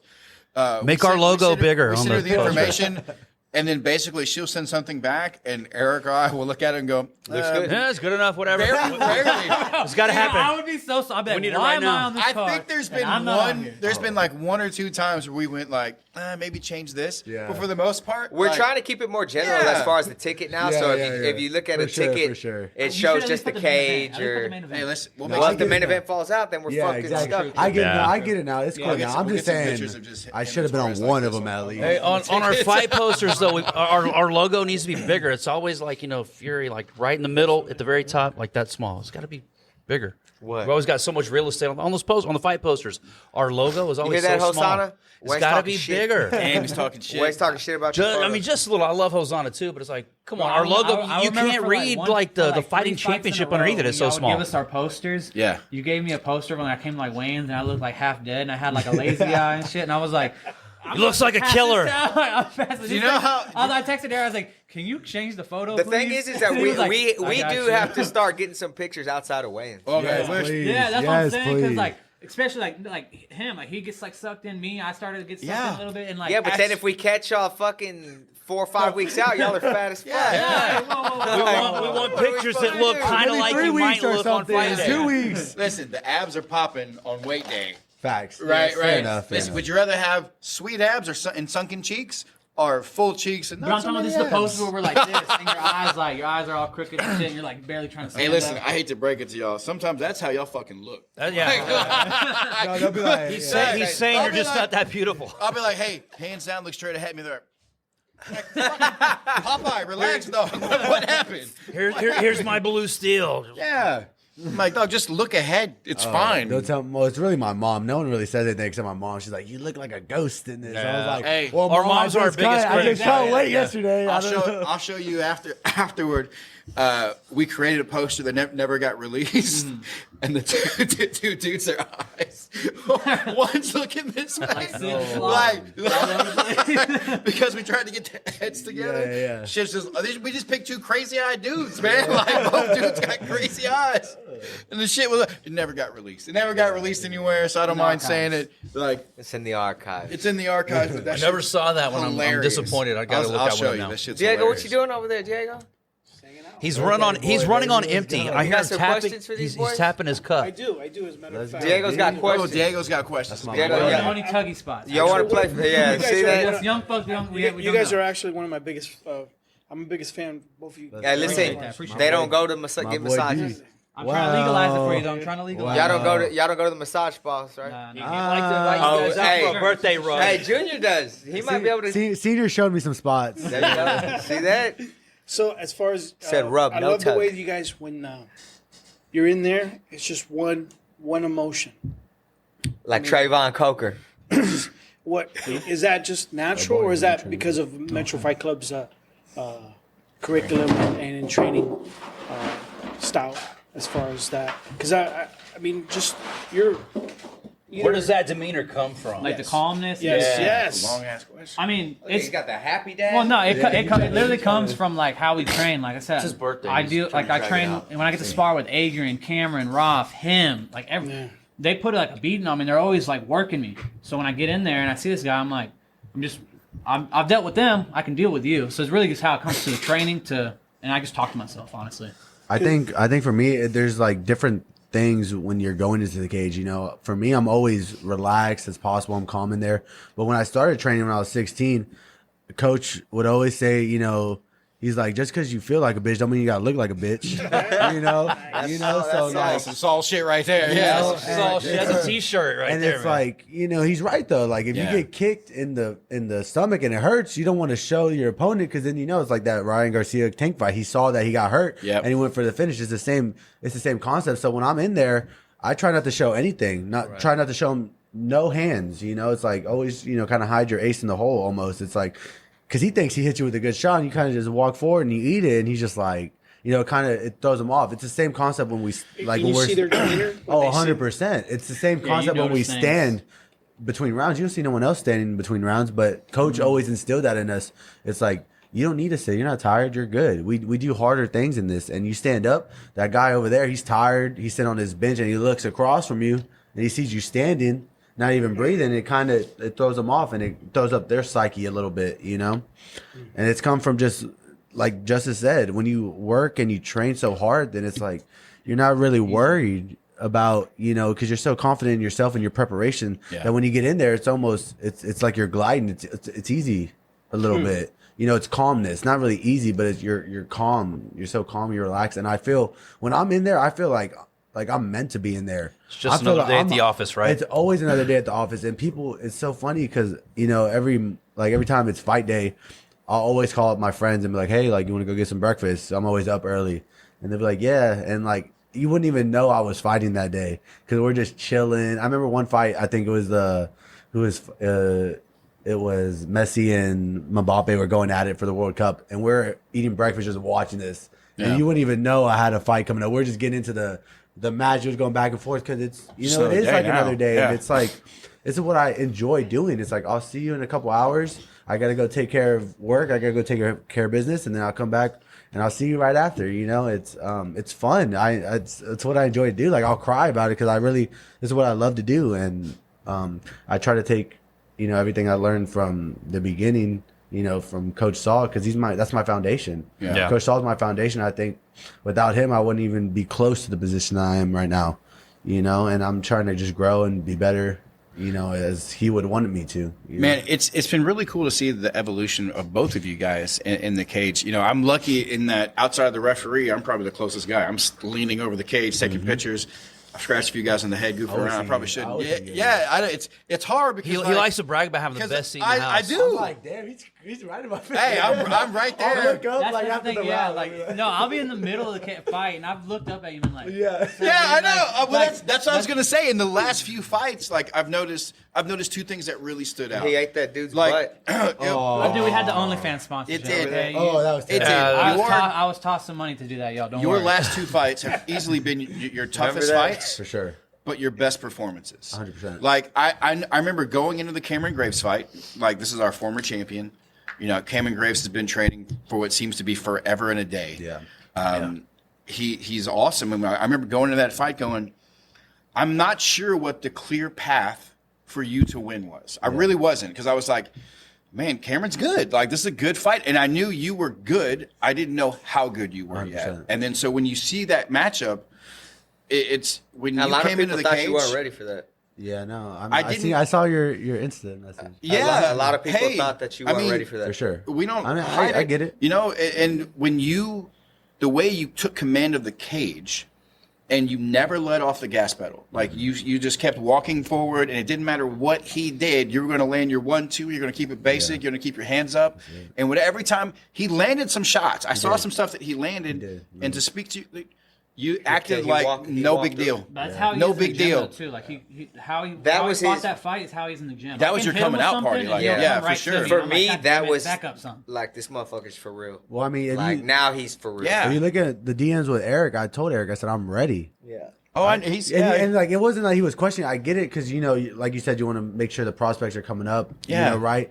But I was training in Kansas City at the time, and I think that really helped my growth in terms of mindset. and you're gambling. 100%. Yeah. And I think going with those guys, they had like 7 UFC guys, you know, at my weight class. And not only am I like keeping up with them, like they're like asking me to be their training partners every day because I bring it, you know, and I see where I stack up. So going up with, and you know, who was there at the time was Masio was there too. And he had his whole crew, you know, Pitbull was there and Brandon were all there. And, you know, we're really cool. And, you know, you're just telling me about his experience, and he's like, I think you'll do great. And just being there, giving me the confidence that I already had, you know, I feel like I'm oozing confidence already, but like being there and like getting a different type of confidence, like going with guys that are in the UFC, that are winning UFC fights and in my weight class and competing with them and being at that level. So like taking that Cameron Graves fight was almost like, yeah, like I'm ready. I train with guys that are just as good, and I feel like my training has been as good. And I looked at the film, and honestly, I saw things in my game that didn't really translate well for him. You know, like the pressure. That's how I fight. You know, I put pressure in. Not that he doesn't not like it. Goddamn, son. Does he know how to mute that No, shit? he doesn't. There's a button on the side of your phone, man. He doesn't know I how was trying to do it for him, but you know. And I just thought that my the way I fight translates well against his fighting style, and It clearly did. Yeah, it clearly did. And you landed, man, one of the cooler shots I had this year, this big shot, his nose is all flattened out, destroyed. Awesome. And then I look back over at Justice, man, in your last 3 fights, those guys were combined 17-4. That's crazy. Like 17-4 record combined coming in, all killers, all great prospects. Beast. And not only did you look more comfortable than I've ever seen you, you're fucking enjoying yourself. Like you were goofing around, you were like loose. I remember I want to say it was Talavera that you were like, man, I'm fucking thirsty when you're up. Yeah.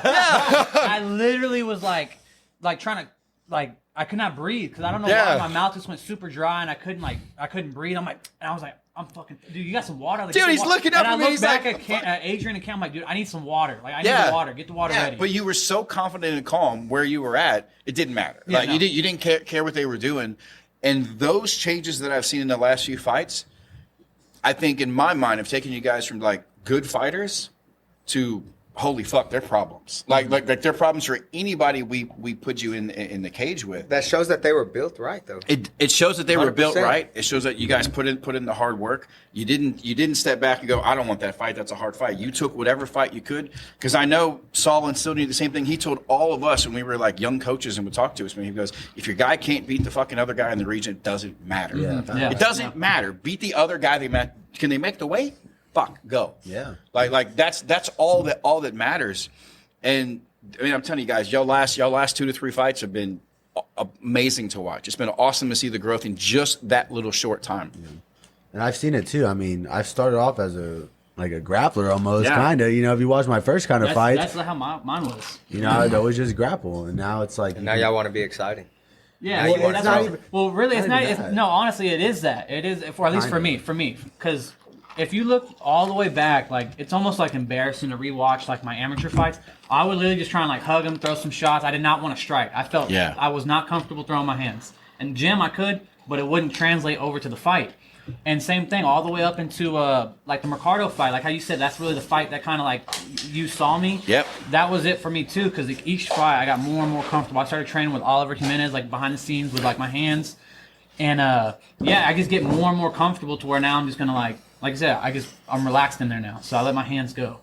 It's cool because I've got you guys, everybody kind of cross trains at like Heritage and stuff like nowadays, and I've got me and Diego especially. I've got a whenever group. y'all want. I've got a group of my fighters that go out there and cross train, and they're always so excited when they get to like come back and they're like, man, I got to train with Torres today or Smotherman or Aswell, you know, beat his and ass. it's now they're like looking up to you guys. You're like, one of your fighters. He just won the 45 belt, right? Aliman. Oh yeah, him, man, he's good. He's good. We hear that. started We've heard that about sparring. him. We started sparring, and like I said, we touched Glover Moon. Yeah. And the first thing he throws is like this jump knee shit. And I'm like, what the fuck was that? I Right. was like, he was Yeah. like, and I'm like, oh, dude, I'm like, we're gonna tone it down, all right? And he's like, Yeah. yeah. And but he's good. He's good. He doesn't. He's like 0 to Shut 100 up. real quick. Yeah, he's so stupid. Like he's like, I love the kid, and I don't want to get off on him because I'll talk all day about that kid. But like, he's one of the ones that points out, like, man, I got to spar with Torres today. I got to spar with Aswell Jr. Like, he gets so excited because this is a kid who kind of like you guys. He was an elite track and field athlete. Like, I don't know, like 7-time All-American, and then rugby he was elite, and then everyone just kind of find out, oh yeah, he happened to also wrestle. Yeah. Like he's just learning striking. Yeah. He's got like less than a year of like striking where he's learning, but he goes over there with you guys, and the way that y'all spar is very similar to the way our gym does. And so they're comfortable, but they're also learning. But now they're looking up to you guys. Like that's a cool thing, I think, to look back and be like, now you guys are kind of like. I personally, I don't even realize that. I feel like I'm still like a newbie in the game, like trying to learn, like. But then, you're new in your long-term career, but you have so many people who are looking up to you guys now. Like there's so many people who would love to be where Aswell is. I mean, at the end of the day, y'all are fucking 7-0. Yeah. I Bro, forget that sometimes. I'm just That's like, big, man. I feel like I just started. That's big. That's real big. You know, when you sit back and, you know, if we're realistically talking, you guys are at most, let's say 1 fight away from like if you didn't get picked up already to like go to Contenders or something of that nature. When you sit there and think about it, like you're so close. When you talk about you set goals and stuff, you're so close to being a UFC fighter. Like, how does that feel? To put all this hard work you put in, you guys are right there. Well, from my brother, he used to always tell me like, "You're gonna be in the UFC. You're gonna be in the UFC," and I'd be like, "Yeah, whatever." Because I remember we were watching. It was whenever Cody No Love, he fought Rafael Sunstein, hit that overhand. Oh yeah, and we were watching that fight, and I was like, "Damn, bro, I want to be in the UFC." He's like, "You're gonna be." I'm like, "Yeah, okay." Like, 'cause I just started training too, and I'm just like, "Whatever." Like, have a few fights. But now, seeing like I said, where I'm here now, I'm just like, okay. It still doesn't seem real to me at all. Like, it doesn't at all. I think there's always, everyone wants to just go to the UFC and say, I'm a UFC fighter. And, the more that I've been around, UFC fighters and talked to them, and they explain, like, this shit is not easy. Like, on the local scenes, You're fighting the toughest in the world. No, every fight is it's a tough fight. And it's like the local, it's a little different. Like, I was trying to explain this to someone the other day. It's like, he's working, taking care of his kids, and he's fighting. I'm doing school and fighting. It's like you put that 5-10% that you're working at school because you got to finish, and you're only doing that 90% in the fighting. Well, that dude that's in the UFC, guess what? He's 100% in. That's all he's doing. And in this game, it's a game of inches. It's a game of percents, like 0.5%, 1%, So if he's got that advantage already, just working harder than you, it's going to be tough to beat him. In the local scene, everyone's kind of working. They're trying to figure out, how to get there. So it's like, to be in the UFC, that'd be great. But it's like, I want to be winning the UFC. I want to stay in the UFC. I want to change my life. Like, look at Adrian. Yeah, exactly. That's where I that's really drive. and I think, he's Adrian Yanez, UFC bantamweight. without even knowing, he's kind of set the foundation of like, this is what you want to do when you get there. He has like 5 bonuses. That's 50K. He's 5 for 5. I think. Can y'all see the change in him financially? 5 or 6. No, he doesn't at all. You would think he's still fighting like On the regions? yeah. He's not spending his money dumb yet. Yeah, no. But it's just like, he Smart set the man. foundation. That's how you want to do it. Like, he already got a second contract.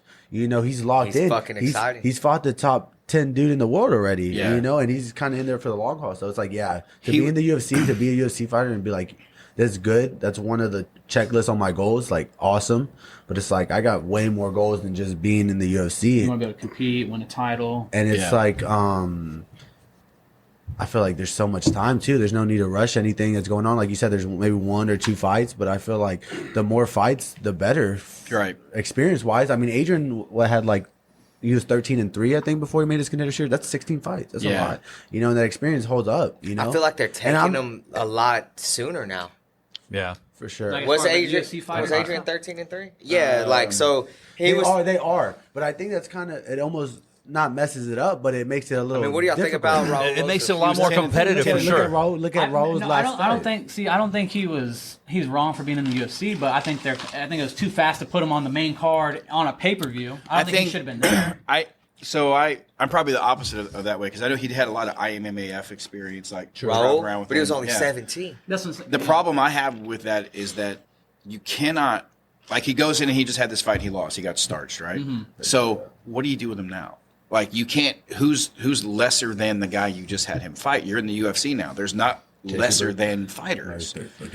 So it would have been better, in my opinion, what they did with. So, like, Mackenzie Dern's a great example. Mackenzie Dern came to us at Legacy at that time, and she was being, the UFC was supporting her to go on the regional scene and train and learn. For sure.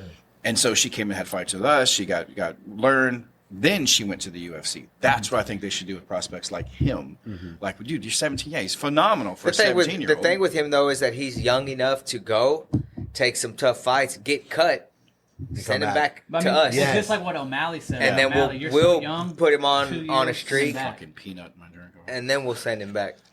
I mean, because he's so young, right? Yeah, but some people don't have that opportunity. You know, once you get there the chance of you getting back there, like Dana's like, I already seen you fight, bro. I already seen all I need to see. And first impressions, Ask Jacob Silva, First impressions are biggest thing, you know. So it's like you But they make it ended and up you liking don't show Dana. up, and like I get it's a hard business. Like you get tough fights, you lose, Yeah. but it's like 100%. for Dana to be like, I already tried on you and you didn't do it, and for you to Yeah. come back, it's tough. Like, so Really somebody tough. like especially when there's more people. Like how many people are there in the world that are fighting all over the whole entire everywhere. world in every single somebody like country? Daniel Pineda is a different case. Yeah. Because he got cut, he came back and popped off 3 finishes, Yeah. and in Fury, and then he went back. Daniel Pineda is. But then he beat freaking Burns' brother. Then like, he started you know? beating dude's Yeah. ass. And he was like, Like, who the hell? Every one of his 28 wins was a finish. Yeah, that that's too. that's a That's great what I'm No saying. decisions. so they I know mean, if Pineda's on the card, fireworks. fans are gonna tune in. Yeah. For sure. Oh, he's finishing him. That's If he's finished, or he's gonna get finished, or Someone's he's getting finished. finished. Someone's I can tell you getting that is the number one thing that we can be sitting there, whether it's Mick or Sean, and we'll show them a fighter. They'll pull it up. They don't look at Mick you like does your this all the opponents. time. Yeah. Let me looks see the at finishes, finishes. man. Yeah, How 100%. many finishes you got? How many finishes? And you he'll got? tell me, he's like, dude, if this guy's not finishing him on the regional, he's not gonna finish him. Yeah, on the 100%. UFC. That's how it goes. And they're looking Usually. for viewership. Usually. Like, who's gonna draw viewership? Yeah. So each of you guys are like 7-0, right? What's your finish rate? I only have 3 finishes. That's what I'm saying. So when We had the I exact hear same. this, when I hear Right. that, yeah, the exact same. I'm like, I don't take offense. We talked to, like, about this though. That's what I was going to ask. don't You know, take offense to- I know no. the answers. I know what I need. I was just wondering, like, how does that affect you whenever you hear a promoter like Eric Garcia say, "Hey, we want to see finishes"? It's Aye, like, Captain, oh let's get man, it. And that's the thing, and that's what I was saying. Like the more fights, the better to be able to show off that. But there's also a difference in actively looking for a finish That's what I was against gonna another say tough next. Yes. opponent. Yep. Who Let me see that you're trying. Yeah, who's Yeah. also like they look at that. Yeah. You know, it's hard to think sometimes that like It's Mick tough and to get a Sean finish, right? are Yeah. sitting down and like Especially when watch, you're fighting like a you gotta skilled guy. you gotta watch video on guys. Yeah. Like it is impossible to look at a fighter and just look at his record and go, oh, this dude's got like 7. He's never finished anybody. Well, let me go see. Look who well, he's then you fought. go back and you watch and oh, he's fought these guys and holy shit, they had a war. Then you look They at had this a guy that's war. got 7 finishes against fucking 0-6 guys. And Yeah. Exactly. I want the guy that fought the tough guys. I don't want the guy that fought the fucking I losing think record you guys. two stand out in that regards of one, the pace pressure and the fact that like you're constantly looking to finish. Like you guys aren't looking to stall it out. It's usually the other person forcing you to wrestle more than you wanted to because they're tired of getting hit. You know, so it's cool to see. I think I like hearing the aspect like you're not in this hurry to get there. It's a goal, but you want to stay there. And there's a big difference in that the first wave of fighters that came from Houston, they were just hoping to get there. Yeah, of course. And now Who was that first wave? now well, I mean, the first wave was like Mike Swick and KJ Noons, and then like your second wave Daniel. came in Andrew Craig, Daniel, Daniel Pineda, Bubba Bush, Brian Melanson. Melanson. Holy shit, Brian Melanson. He was a monster. And those guys, they went in, had some fights, and have all come back out. Now, Daniel has stayed. Derek Lewis, of course, like the knockout king. But why do you stay? Because he finishes people. Yeah, knock Killer be people out, killed. Yeah, Boom. that's it. And that's how he is. That mentality has completely changed his life. He went from a guy who was sleeping on people's couches. You know, early in the day, Team B3, shots to Reagan McDaniel. Me and Reagan McDaniel managed Derek Lewis amongst a bunch of other fighters. Andrew Craig, Daniel Pineda, Rich Clemente. We had this whole group of fighters that we managed. And he was literally like sleeping on people's couches. And now the dude's got, I don't know how many McLarens and Yeah. Ferraris. I went into I hope you guys had some big couches. I went into Silverback one God time. damn. Yeah. Off of in Spring Branch, and I went in there, and there yeah. was a mattress in this little room, and that's where Derek slept. That's crazy. I know Jacob would always tell stories back in the day about Derek. And now this motherfucker's got a big ass house, gated. Yeah. I mean, and but it's Lambos. Driving a fucking Lambo. that He mentality. ain't and the sleeping on way your that- floors anymore. The way that he drove and kept fighting and getting after it, that can change. Look at Kevin Holland. Yeah, Kevin dude. Holland That's another one. went from, he was not this great record going into the UFC. He was okay. He was good regionally, took an opportunity, took a short notice fight to get into the UFC. Iago Santos, right? Ends up fighting like 5 times that year. Wins all 5. And the next year, like Shocker he Ray, was, remember he that? was set. Yes. Remember how he did He Shocker was, Ray? he was On his set back? for life. Yeah. Like he was set in within the Yeah. first 6 fights. He's like, I'm already a multimillionaire. Yeah, 100%. Like it's if you go out there, you put it on the line, you get after it, like that will change your life. But you got to do it now. Like you Yeah, got to sure. get after it now to be You able gotta to form do it. those habits right now. and I'm not saying like, yeah, we're like trying to like not trying to wait, but like I mean, I feel like what's destined is like like, Timing it's gonna happen. matters, It's gonna and timing So matters. they call you this year for Contender Series. I'm taking it for sure. Yeah. I mean, You going when, for it? when an opportunity puts itself there, I'm going to take the opportunity. But what I'm saying is, I'm not going to try to rush the opportunity and Makes try to be sense. like, hey, like, you mean, like, when it happens, it's happened. Like, it's meant to be. It's going to be. What if you guys were you going to know? get like a short notice call up to fight somebody? Absolutely, Dude, I think that's the best route. these to go. guys, yeah. I think that's the best route to go because Bro, I one wouldn't even going. mind if they tried to put me in there to be like a sacrificial lamb against somebody, as long as I get a few fights afterwards. Yeah. That puts you on their radar. Yeah. Exactly. You're like, yeah, this I will guy's take- a real I'll one. take Take the that L. L. I will take the L and fight someone in the top 10 in 145. Yeah. As long as I get 3 fights afterwards I'm to not show taking- you. I'm not taking the L. No, dude. Because I'm 3 Top days. 10 UFC 145. Oh, that's geez, what I'm saying. That's a I'm not- pretty fat. They call you tomorrow, Daniel Pineda. Fuck it, I'll take it. Guess what? that's I'm the camera but no, smother. look, straight up, I'm gonna give it everything I got. Everything I No, got. no, 'cause you never Adrian know. Yanez. Well, We even least as- fight for I- Adrian Yanez. That's Okay, our well, boy. he's yeah. But I feel like there's that misconception too. It's like I've watched the Max Holloway Arnold Allen fight. Like, to say that I don't think I can compete with those guys, I 1,000% think I can. It's just about timing when everything's right. I mean, but like the difference is, right, those guys have been training for what, 20 years? Yeah. And they I do started it training when I was 24/7 They do it with 24/7. no I've been distraction. Hey, training. I won't lie. The top 10 of like the UFC right now is stupid. the Korean featherweight? Zombie. He's old. Yeah, Kelvin Cater. Ooh, Fair. he's Bro, he's old. massive. I Hey, saw him. He he's came to old. the No, Fury no fight. respect for the daddy Massive. strength. Hey, There's no another respect another for massive Brian dude, strength. Brian Ortega. I fight- he gets hit a lot. He gets hit a lot. I'll take Josh that fight. Emmett, Arnold Allen, Holloway, Yair. Like, Yeah, you're All right, right. fine. Out of all those Yeah, guys, you're out of all those Rodriguez, guys, number all one those guys, ranked, yeah. I'll fight Brian Ortega. I'll take that one. I'll take that one. That's a good fight. I That's a would good take fight. that. I'd love to see it. I'd probably fight. I mean, look at the 15. I mean, Let me move down this to way. say I don't think I could compete with those guys is, I mean, I feel like I mean, you the know? number 49th ranked guy in the world is 9-1. Like Sean Woodson. Like it's Sean Woodson's, he's long, yeah. He trained over there. yeah. at Daniel KC. Pineda's 32. Yeah.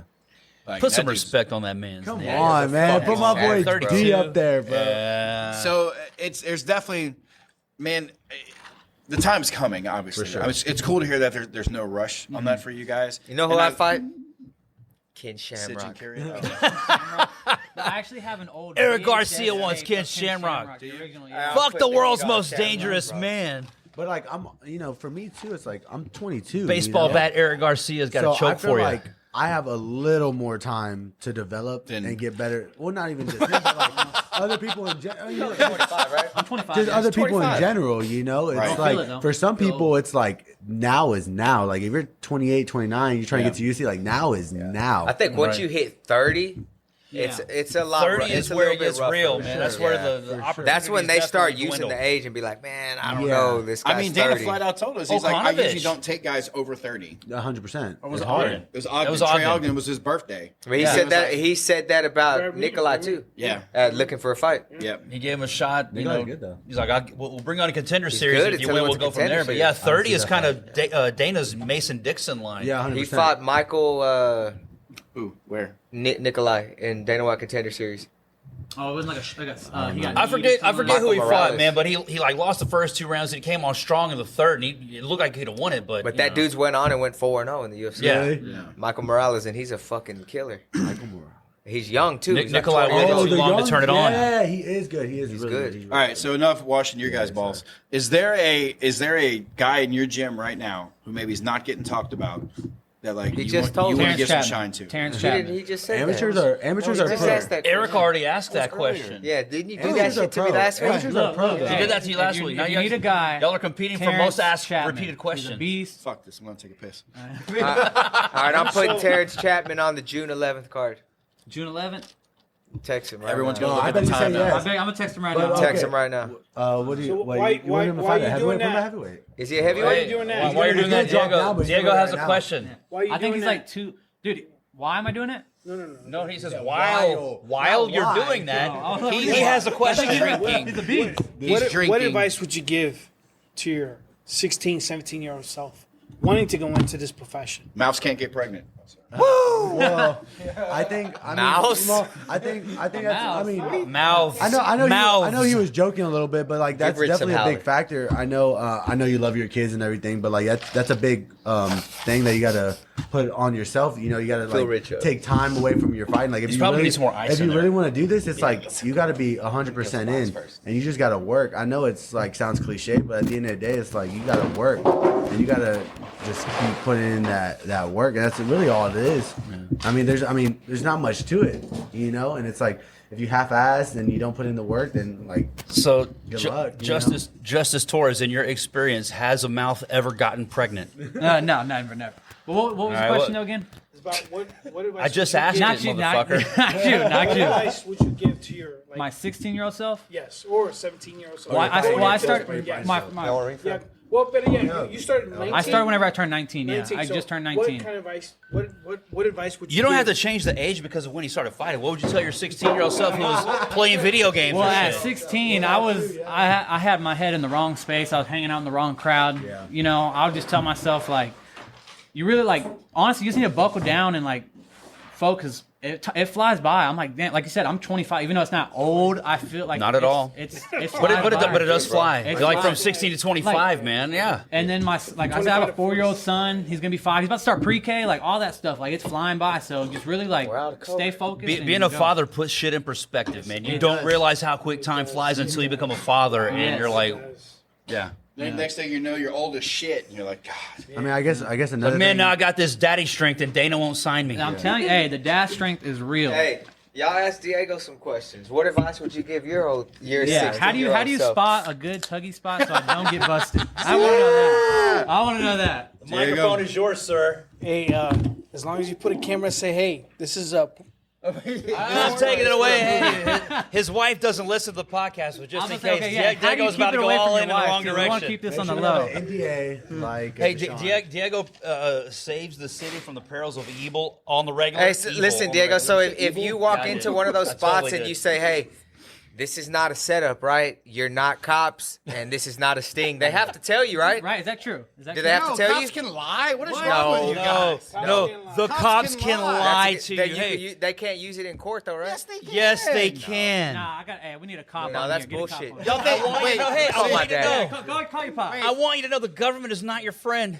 They're not looking to If protect your you- rights. if You you- have to protect your rights, and you got to remain silent. If you ask them if they're a cop and they tell you no, They're going to tell you movie no. shit. No, bitch. That's That's movie not shit. true. Eric, They're Eric, undercover. I've They're watched undercover. cops. Dude, I've seen Eric, enough episodes Eric, of do cops. not That go is- to the that is Jack true. Shack He's relying right. on this false Listen, information. I don't go to the Jack Shack. I go The to my government wife. is not interested in protecting your rights, everyone. You guys They are act out like to get you. y'all have never heard of Protect undercover yourself. cops. Hey, I was Well, watching. hold on, Hey, They listen. don't ever ask. They don't ever ask, bro. On cops, Yeah, they're you like, have. they're You like, have. You have to do say not. it. They do not. Hey, They're allowed to if they lie to you. ask, if they ask, they're a cop. Hey, all right, just so hey, you know. wait, here's a question. Why don't we just ask the fucking cop? And who's, Are you a cop? Hey, Diego, Yeah. could you Yeah, tell? that's Like, what they're asking. like, Okay, it's, okay, yes. yeah. That's Diego's why already he fucking answered gets it. away Yes, with they it. can Go lie. ahead. He's deferred to me. He but- shows up in uniform. He's If like, y'all "Hey, call I'm the a cop." cops on me, you're fucked. Here I am. Yes, Diego shows up in uniform. Is like, hey, it's a birthday party. I'm just here for the birthday party. Man, I was watching Blow and fucking. You're blowing who? I was watching Blow last night, and fucking Pee Wee Herman says, "Y'all aren't cops, aren't y'all? You have to tell me it's a good." Are you telling me you watched a movie? And that is not true. Don't rely on Hollywood for your legal advice. Don't rely on Pee Wee This is Herman. Legal advice. all right, hold on, legal advice. legal advice.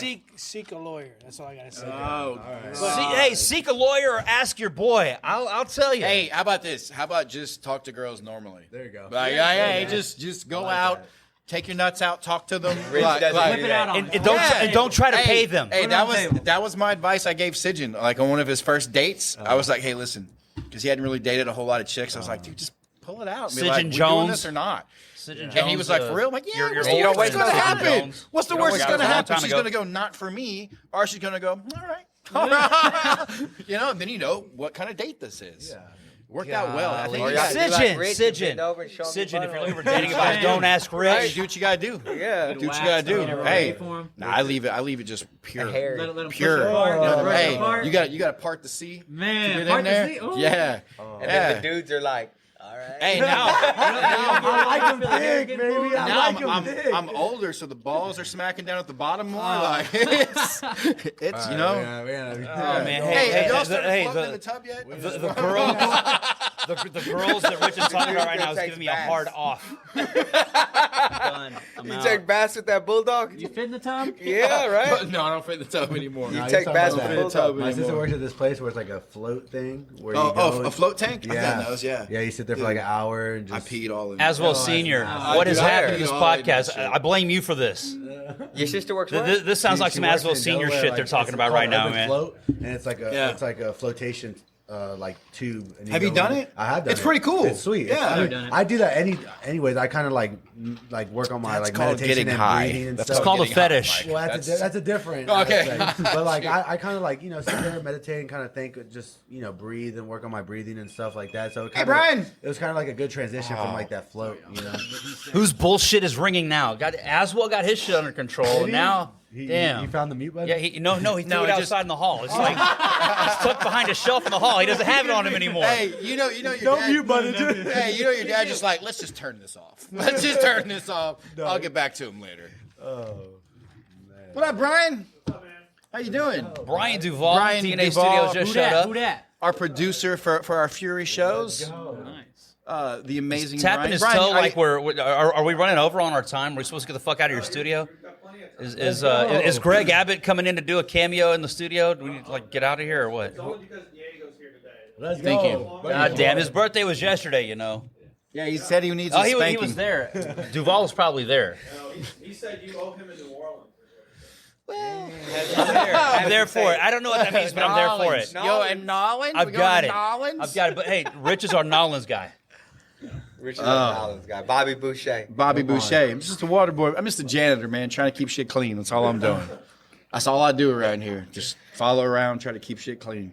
Word. All right, so we've got. You got a doc for 625? Of course, I have a doctor. Let's do it. No, I don't have 625. We got May 7th coming up. You're going to skip I got entirely over that or what? Okay, let's talk about May 7th. Sure. We got about In the meantime, 5-7.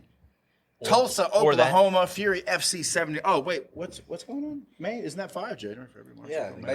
it's like less than 2 weeks from today. 2 I've weeks. still got to book my flight, but We need there are restrictions in place. So I want to run shit by you before we get out of here Gotta today. get some amateurs. Hey, main card, main event. Julio Rodriguez taking on Julius Holmes. The battle at 170. So we got face in the 3 co-main TBAs on the amateur side: 170, 155, and 205. Co-main event. Justice Torres' best friend Eric Ricardo taking on Abdul Kamara. He's going to 35. Dropped down to I 35. cannot wait to see that. That dude, hey, He's going to 35. Abdul he's Kamara. good. He's good. Like Yeah. he's really That good. dude that, He's good. He just Chicho? He fought on hard. He fought on. He's hard oddly cards, tough. Right? he knocked out Shane Torres. That was really. He's a lot like Justice, like where his demeanor never changes. He's like always happy. He's good. What was it? 35 What was or the big game plan? 35. He's good. Bro. Don't He's blow good. my wad because I've seen Yeah. him. Whenever he saw who'd he fight that Camille guy. Oh, when he And submitted, dude, yeah. he took every single shot from him. He And did then that just with Josh Rosen. Yeah, and then That too. Yeah, I yeah. was like, all right, look, whenever I Skate come forward. in here, I was like, do not, you're probably gonna drop him. Just don't blow your wad. And bro, I Right. remember I hit him, I dropped him, and he just smiled. I was like, yeah. You should have blew your wad. You're supposed to be my asleep. guard. Yeah, come here. Let me choke you. I'm like, no, get up, dude. We're not doing this. yeah, I just picked yeah. him up and threw him Smart. off. We're not doing this. Yeah. Smart, yeah. Hey, That was so- a I'm fun, not with that exciting gay fight. I shit. know a lot of it like happened on the ground and whatnot, but dude, that was an exciting fight to watch nonetheless, man. I mean, I tried to make it exciting. Like I said, when I hit these guys, they want It wasn't, what Eric Garcia would call a wrestle fuck fight. It was like strategy. It was a great fight. Neither one of those guys are in wrestle fights. Oh, I didn't have any rock mic. the hat. Nice. Is that my hat? No, it's the sample he made for you. Who made a sample? Look, see, hey, I'll I'll rock switch it. I over need from a the hat. hat. Nice. to Let Let hat me see to that. Bring that over That here. thing's dope. Show it to the camera. Hey, Brian Duvall, who do we need to shout out for making this beautiful hat? Come on. That's Scott next door at Minuteman. Scott next door. All Let's right. go to Scott next door. Yeah, Minuteman Productions. That's their Something along those lines. snapback trucker hat. is what he Yeah, calls see, it. that's why I got this Yeah. thing. Hey, on. man, he offered to make us like coffee mugs and all kinds of He can make stuff, you all man. kinds of Yeah. I'll rock it. Nobody Hey, I'm does it here better with the than boss, they do. man. Hey, what was that bad. card you wanted Yeah. him on? We're gonna make it happen. 6'11". 6'11". That's I'm here with June Eric Garcia 11th. right No, now he's on the on it. podcast. He's not. He's on the card. You're already on You it. ready? We're gonna do it. Hold on. Put it on speaker, ready? holding your microphone.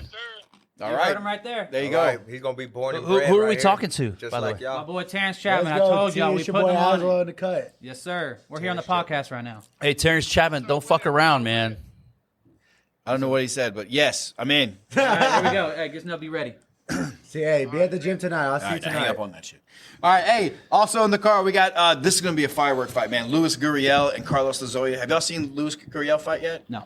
I I don't know names. I'm I so want you bad to with think names. I about- think I've seen Carlos. Think about a Tasmanian devil Join the club. in the cage, just running at you, trying to murder you the entire time. That's Luis Gurriel. Like, he's What fight constantly was that looking to at? finish. He's got a lot of. He's got every fight. He's 4-0 all finishes. That's All, 25? I think all first round finishes. All right? first round 25, finishes. right? Yeah. 25. Well, they're fighting at 35. Oh, the Friday 35? He's Okay, I think going I've up. seen Carlos fight. I don't know if I've seen the other Jesse one. Gingler versus Jared McLaughlin. Darren Whitney taking on Tracy Reeder. It's going to be a fun fight. Ryan Parker, Myron Dennis. My guy, Myron Dennis. Love to see him out there fighting. And Jason Mullen and AJ Cunningham. And then we got a shit ton of amateurs and some other amateurs still to match up. That is Fury FC 79, 5723 in Tulsa, Oklahoma. Get your tickets at www.furyfc.tv. You don't have to type the www, but if you do, You know you don't it'll have work. to do that. It'll That's how work. Fucking, I've still Yeah. got older. I'm always like, I know, yeah. www. Justice Torres was talking about you earlier, like old guys like you. www, right? Get Yeah. it. I'm okay with With it. balls that float in the tub. Yep. We're going to find at the Have y'all started Choctaw started Casino? skimming the No, water we're yet gonna when you get find to UMAC. The UMAC, baby. At the UMAC in Tulsa, baby. We got the reason I was gonna say 625 is because we got these boys coming up. Yeah, but you don't give me that document. dog. That's what's next, baby. Yeah, that that's document, like 2 events, 3 events away, man. Y'all still cooking up, huh? Oh, I got it right here. Got the card already? How Still soon building how soon the do you have card. The card ready. Like for example, this May. We're card working coming on up? We're behind. 7. We're working on Behind. 7-16 San Antonio. So Damn. Right. even You know, if you ever want, if say God forbid I don't make it to the Contender Series this year, if you want me in San Antonio, I'll do San Antonio too. I got family out there, so we can make That's some. we went to a badass venue. in Yeah, San Antonio. I went to That it. venue's I went fucking to bad. Whenever, It it was looked good on whenever camera. It Isaac looked good on Morano was camera. fighting. I think he was going 5-0 on that fight. The one that just happened where the dude got put to sleep and his arm broke. No. Before that. That's No. That was the was one Cowboys. before that It was a where. Cowboy dance hall. Yeah. Cowboy No, dance. It was at Cowboys where that happened. yeah, Yeah. bro. yeah. We got It's the you got a legit. picture of it. Yeah, I got a picture. The broadcast look Hey, good. so I can pull San fights in Antonio. green. Can we announce? Can we announce any of these? I don't announce any of these yet. Let me see. I don't know. They're highlighted, so they don't So look the official. fights in green are confirmed. Yeah, I don't want to announce them just I yet, mean, I feel because like- the order can change. I feel like a fight's never confirmed until they sign the contract. we can- the we can the talk order about could his- the order could change, Until- but it looks like Peter Caballero So, got a fight so we coming do up. have an agreed fight for Yadier DeVale Look, and Justice. Michael Aswell. Yadier de Let's go, Valle. baby. Yadier de Valle. Let's go.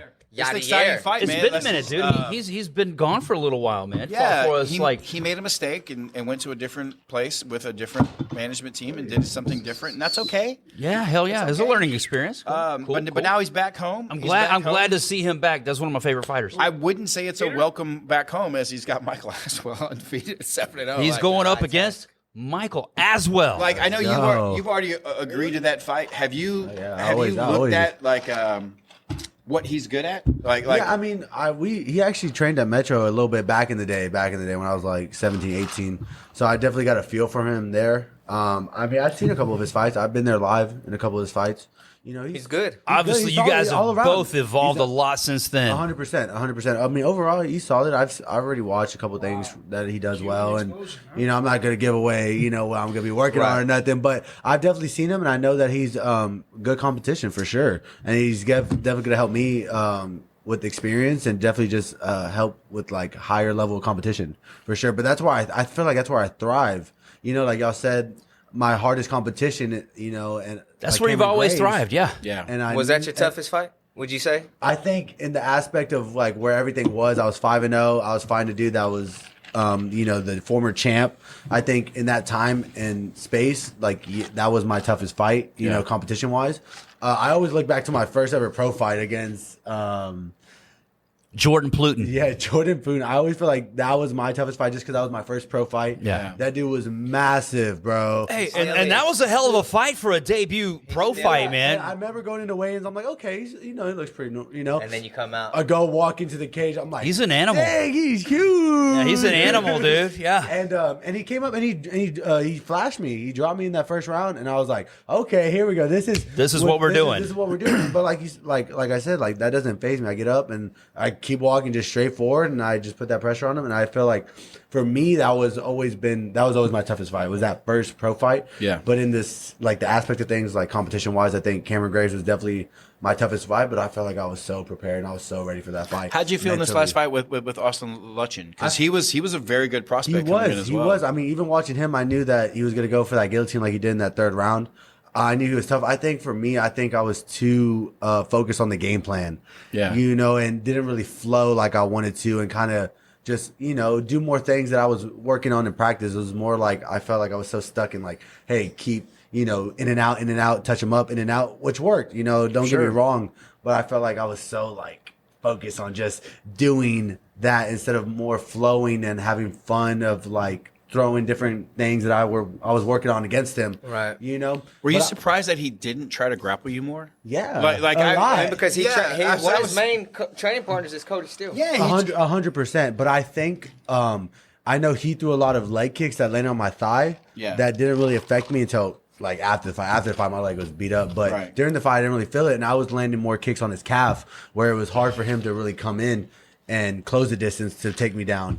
And I'm a grappler too, so like I was okay if he wanted to try to do that. If he wanted to try to take me down, I was definitely a little surprised he didn't like force the action. But I think I kept hitting that calf, and it was hard for him to really move forward. I don't know if you and answered, I put that pressure forward too. So it's like pressuring forward and hitting that calf. It's hard for him to pressure back forward. Was that choking? I don't know if you answered that yet. But not from really. my perspective, I was like, Everyone keeps asking me like, "Oh, I was worried. I was worried it was in." But he more had like a chin strap where he had like his cup my hand on my chin. Yeah. Not really like had his forearm Like on a my forearm. throat. Yeah. So, and I knew in that position he was going for it. It was a third round, right? I mean, ideally, if you want to go, like I remember this so vividly in my fights. I don't really remember more like most things in my fight, but I remember this so vividly.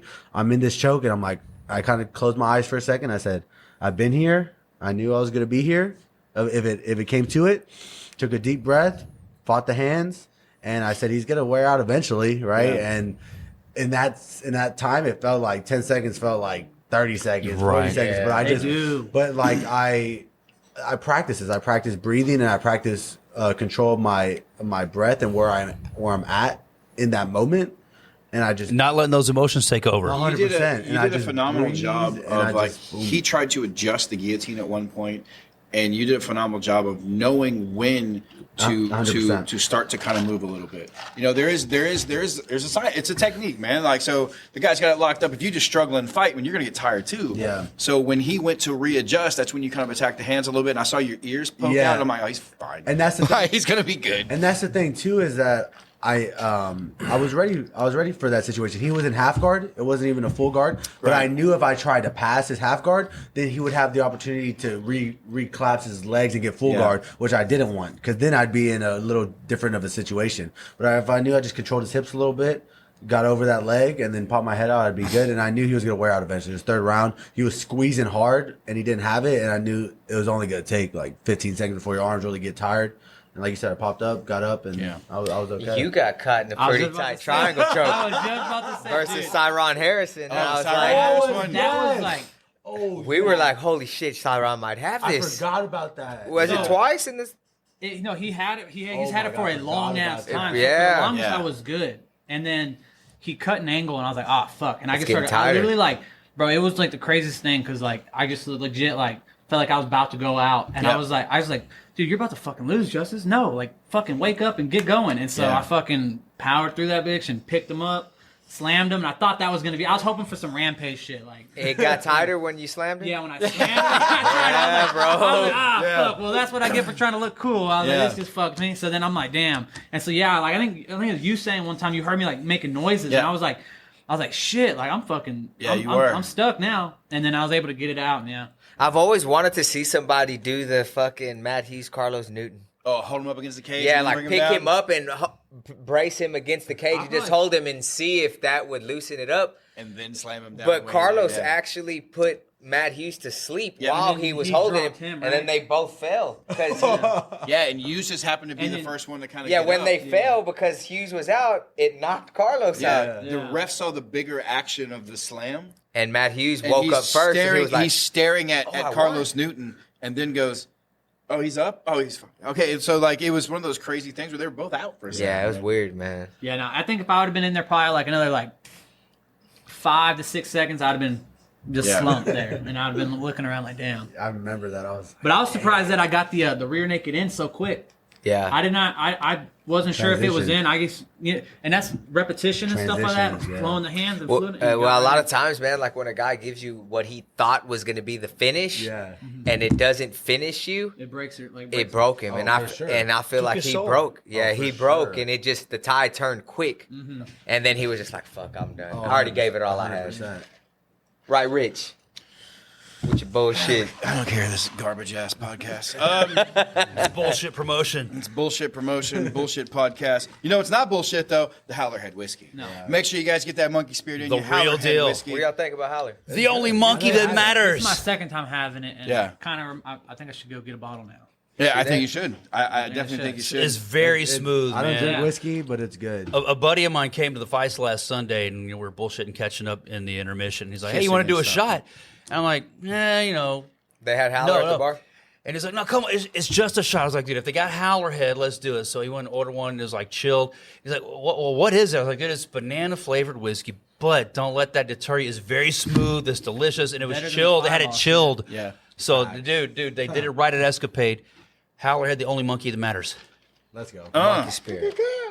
Hey, how did you find your voice for the thing? I keep What's that? your voice for the it's time doing that shit. God damn it, Diego, beep that. feel My- the fury? My son listens to this good. podcast. Diego, beep that for me. That's good. You heard No, that? no, because like Did y'all hear how Wayne prepared? That was the Anybody here? Howler talking. That was the Howler Hey, talking. rewind that 5 seconds. Yeah, I wasn't thinking before I answered that question. Oh, we're not going to leave it there. We're going to keep going on that. Oh, we're gonna go. We're gonna go. Hey, before Hey, I wings it mean, up we there, can or wrap what? it if you want.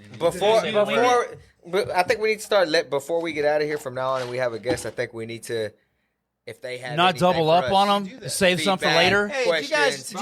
I got questions. Oh, Hold shit. up. All right, hey, let's do it. Let's do it. Like, All give them the right, last starting minute from or you. two. Starting Let's from go. you. he's got to live. We're gonna go down the line. All right, go ahead, Simple go ahead. question, Let's do it. Diego, you're up first.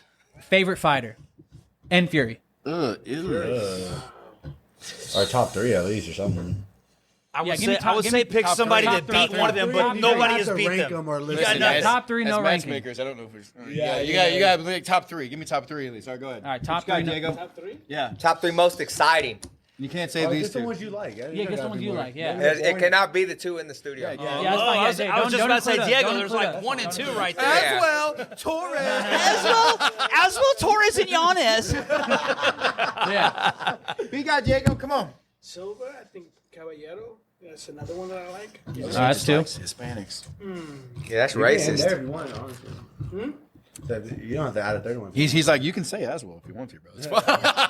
Aswell Senior. Fighters, though. Aswell Senior. All right, Brag Wayne. about you. All right, Wayne. Your question. No, All right. Okay. Okay, I'm sorry. He's not done I answering. do brag about you guys all the time, and I I show the appreciate videos of them. I've never heard him say your guy's name once. We're calling cap. Non-Fury people. You know what I'm Yeah. saying? I show them. Look at the way these guys fight. These are fucking awesome guys. You know what I'm saying? Look. So, anyways, Appreciate that, go ahead. All right, Wayne. Your question. It's not the same as his? No. God no, damn. y'all getting different All right. questions. All right. Thank Fuck God. this I didn't shit. really All right. compare What with is your that. favorite thing about Fury? My favorite thing about Fury is That getting, we pay him. is getting the How much do you get paycheck. paid? How much do you get paid? Whenever Salary or hourly? I get paid more than any ring announcer in Fury history. There we go. Let's go. But he's also. I'm also practically the only announcer in Fury history.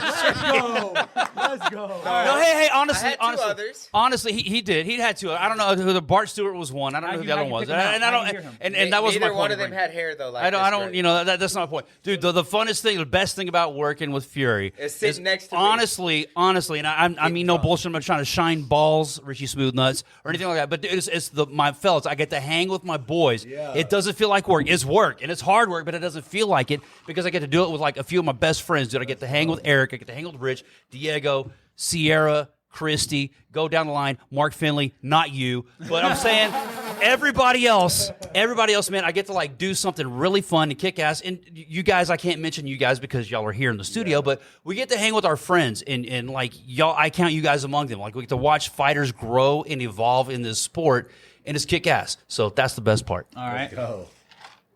What's your favorite thing about Eric?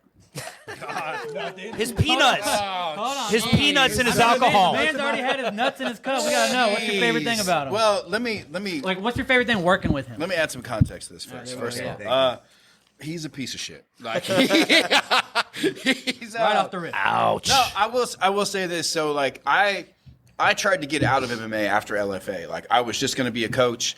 I had been like a decade with Legacy and then LFA. Like I was fucking done on the backside of it. Just going to be a coach. I'll take some pictures every now and then, have some fun. That was how we met. Yeah, 100%. He shares a trait that I consider Mick family. You know, like I've known him longer than I've known some of my actual family. So like he's my family. And Eric shares a trait with Mick in that he cares about the fighter first, like the fighter first before anything else. Like, how does this help the fighter? How does this help this? And does this get them to where they need to be? Everything from the experience of walking in, we got your buckets, we got your tape, we got your wrap, like to when you walk in, he cares about the production for the fighter. Like he wants that experience to be this amazing thing for you guys when you come in there. And he's always cared about that. And that and combined with his drive to be the best, like I could not want to work with that.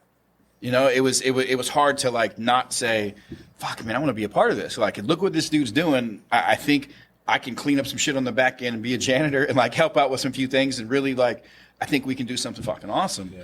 But it was those things, man, like his drive and his care about the fighter, because we have these conversations all the time. We get guys who send us, I want to fight him, I want to fight him, I want to fight him. And we have to step back and kind of take this elevated look of like, listen, it needs to be, does the fight make sense for this guy's career? It's not just, let me throw the hardest fight I can in front of this guy, or let me get my guy a win. It is 1,000% like, what's the best for this guy's career at all junctions, even when you're 1-0, when you're 2-0, like we're still looking at you that way as like, how can we get you to where you need to be? That, and I just don't really like him at all. But, All right. Kinda You stinky. got like a two-part God, question. Eric Garcia, how does it feel to get your balls washed so hard? Like, I also said he was extremely gay. like the last Don't two they sell answers. ball wash? They sell, dude. I got some nut deodorant. Hey, shout out to Manscaped for the ball deodorant. All right, but I got a two-part question for you. All right, when did you realize that, like, Aswell, you don't didn't have any wanna be a questions? fighter, You just like, that you give them all the wanted justice. To, start promoting. Like, when was that? Like, was it after a fight or was it a loss? What was it that made you realize? He doesn't listen to the Fury archives. Eric told this story. I haven't. I didn't. It's all good. It's all good. It's a great I got question. so many and they're so long. So look, No, no, hey. For me, when I decided fighting was going to be done, I think was after my third knee surgery. okay. Yeah, I was like, man, this is No, because for I you. got 3 kids and a wife, so training full time And when 12 I was trying illegitimate to fight stepchildren. and run the promotion at the same time. A lot of people don't know, like I was fighting and running the promotion at the same time. I was running Cage Combat in Humble, and I was fighting for Mick at the arena. Damn. Like, and I remember fighting one time at the arena, and then the next weekend I had a show in Humble. So like I'm having to deal with medicals and shit like that. I'm seeing people while I'm warming up and coming out to the crowd. I'm seeing fighters that are on my card next week trying to give me medicals and shit. And I'm about to walk out. But yeah, so like during a couple of my camps, I tore my knee and had knee surgery. All right, and then the second part is how did you choose the team that you have? Because y'all make it work. Like y'all are making it work. Yeah. Y'all have the best promotion. So how did you find them, and where did you find the trust in them? Diego was Montrose. Man, it kind of, honestly, like,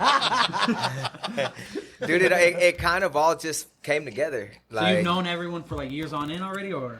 for now, I have like, so obviously when it first started, it was like my parents, and my parents are still involved highly. You know, they show up to every fight and do stuff. My wife was always involved.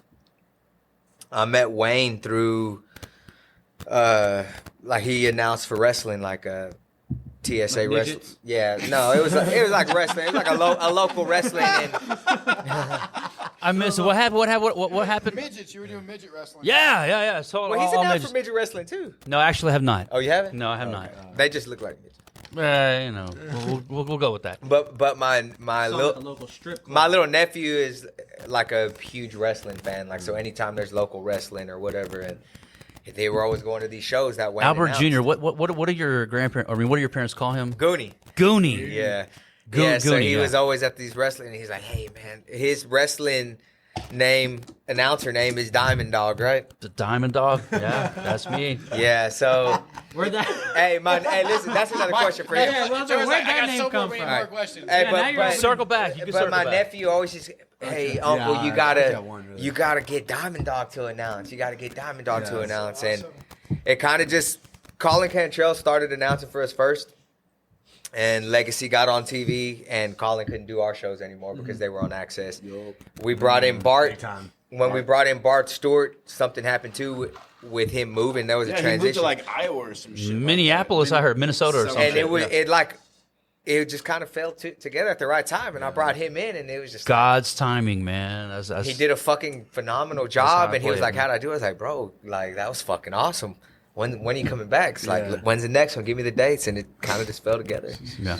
Diego was in my DMs like Yeah, boy. nonstop about wanting DM. to run the production and live stream, and wanted to live stream and do pay-per-views and all this shit. And I was kind of always against it because I was like, fuck, man, if we do live stream, That's so awesome. people are not going to want to buy tickets because they're going to be able to watch the shit for free. Yeah. And nobody's really going to pay $5 or $10 to watch the shit. And then if it fails, then we got to deal with giving everybody their fucking money back. So it was an idea that I didn't really want to take up. He was And- kind of thinking ahead already. Where you Yeah, were but then I think like we tried one, and he did a really good job, and like we became friends, and I saw his passion for it, and I was just like, "Fuck, man, Come on with it. this dude fits in with us." And like, if y'all don't know now, like everything that y'all see on Fight Night on the screens and shit, he does all that shit. Let's go. I appreciate it. Yeah. You make it look like Let's rock go, stars. dude. Yeah, the Photos tapes, afterwards. Yeah, all when that. y'all those new moving ones of y'all when Yeah. y'all are walking out. Let's go, He dude. handles all that shit, the time clock on the Fight Pass live stream.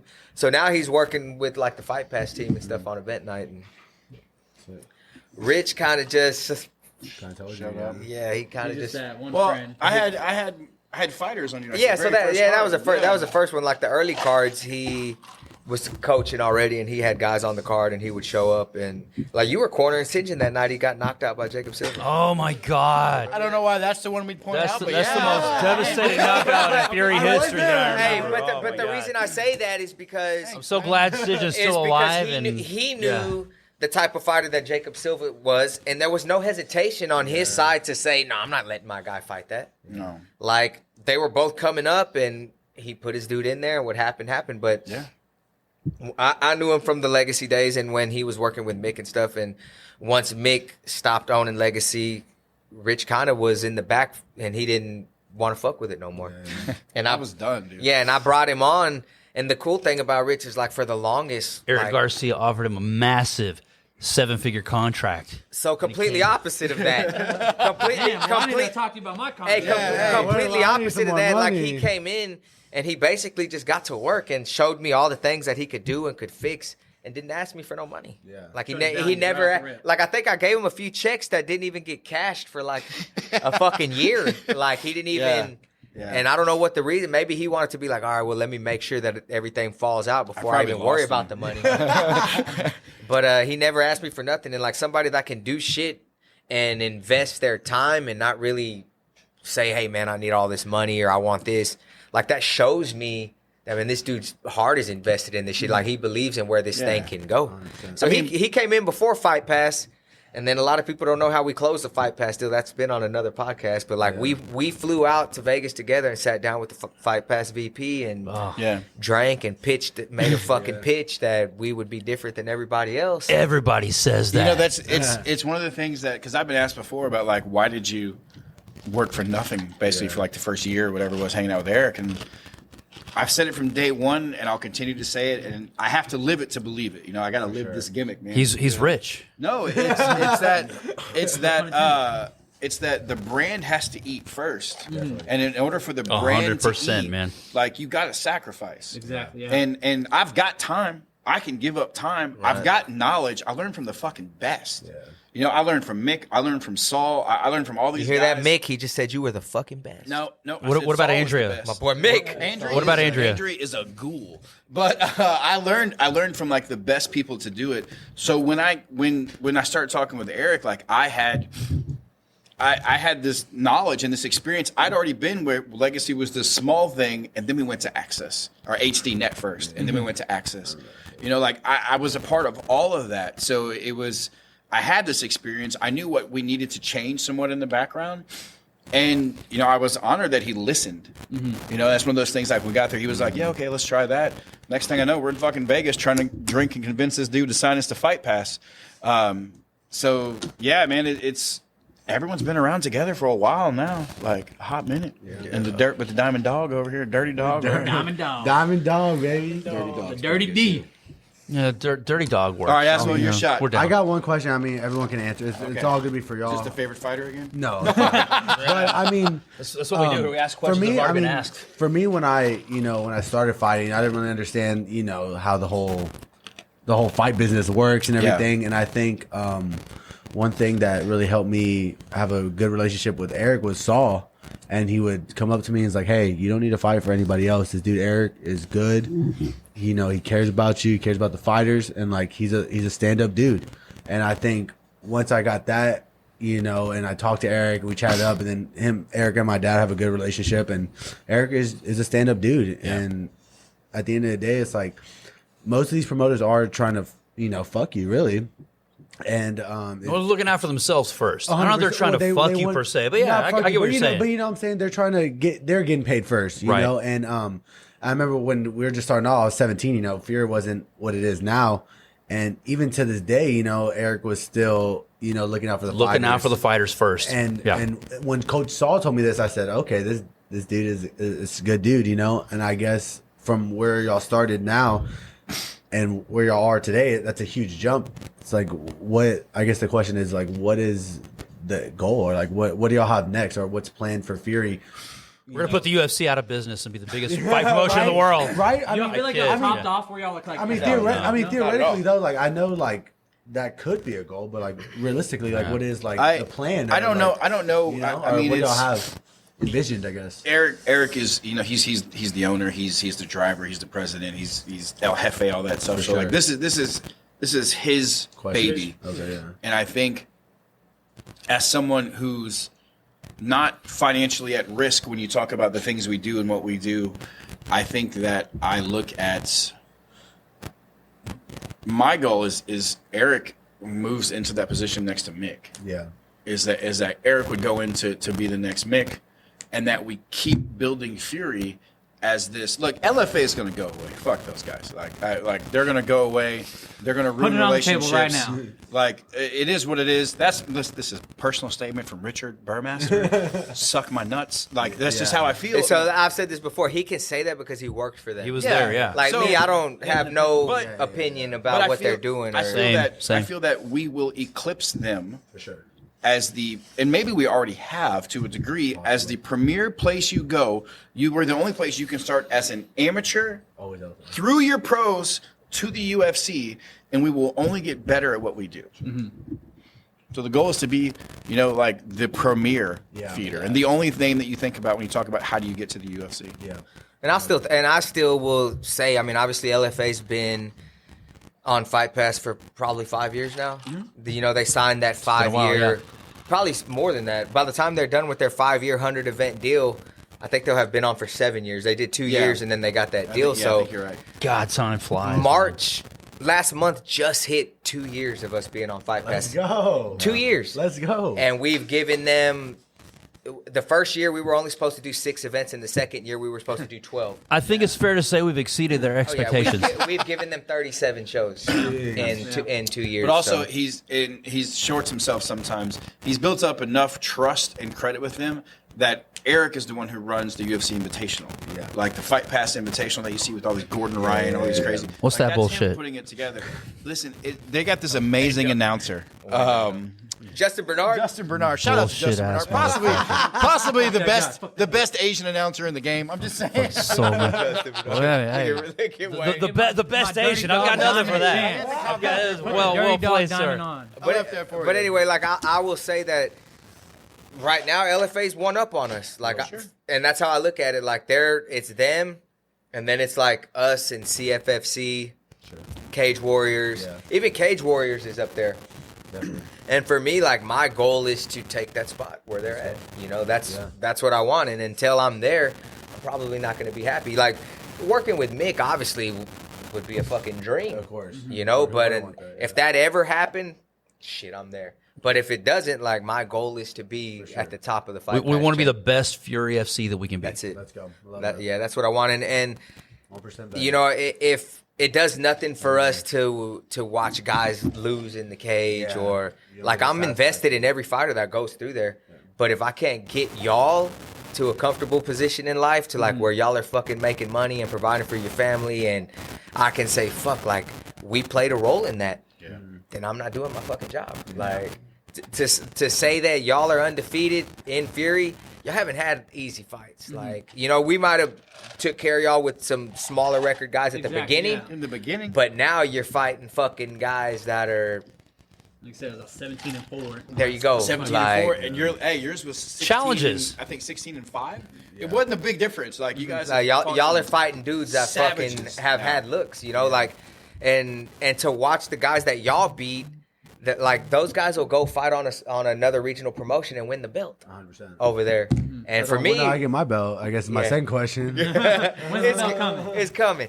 But like to know that guys that y'all have taken out can go fight and win on other promotions and be undefeated. Yeah.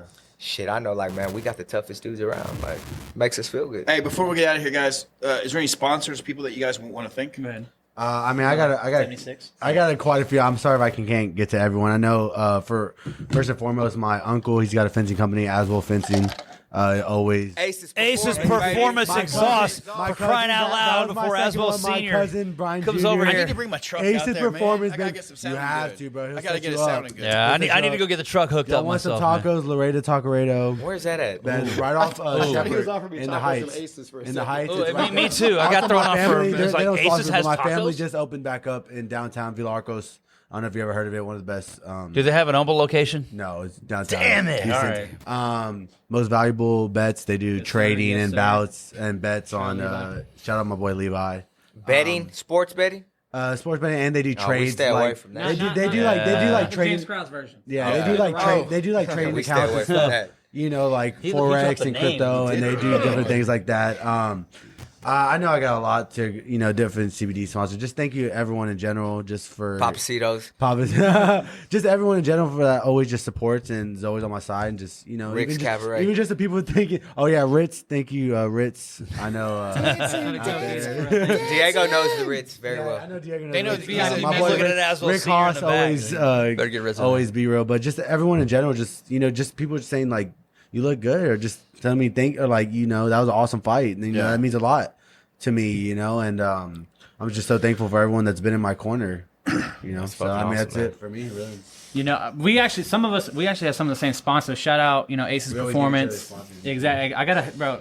Really, hey, shout out to Aswell Michael Management, Aswell man. Senior. That guy. Shout out to Michael Aswell Senior. Because- That should have been the first one. Hey, But no, for real. Like honestly, like he helped me so much. Like behind the scenes.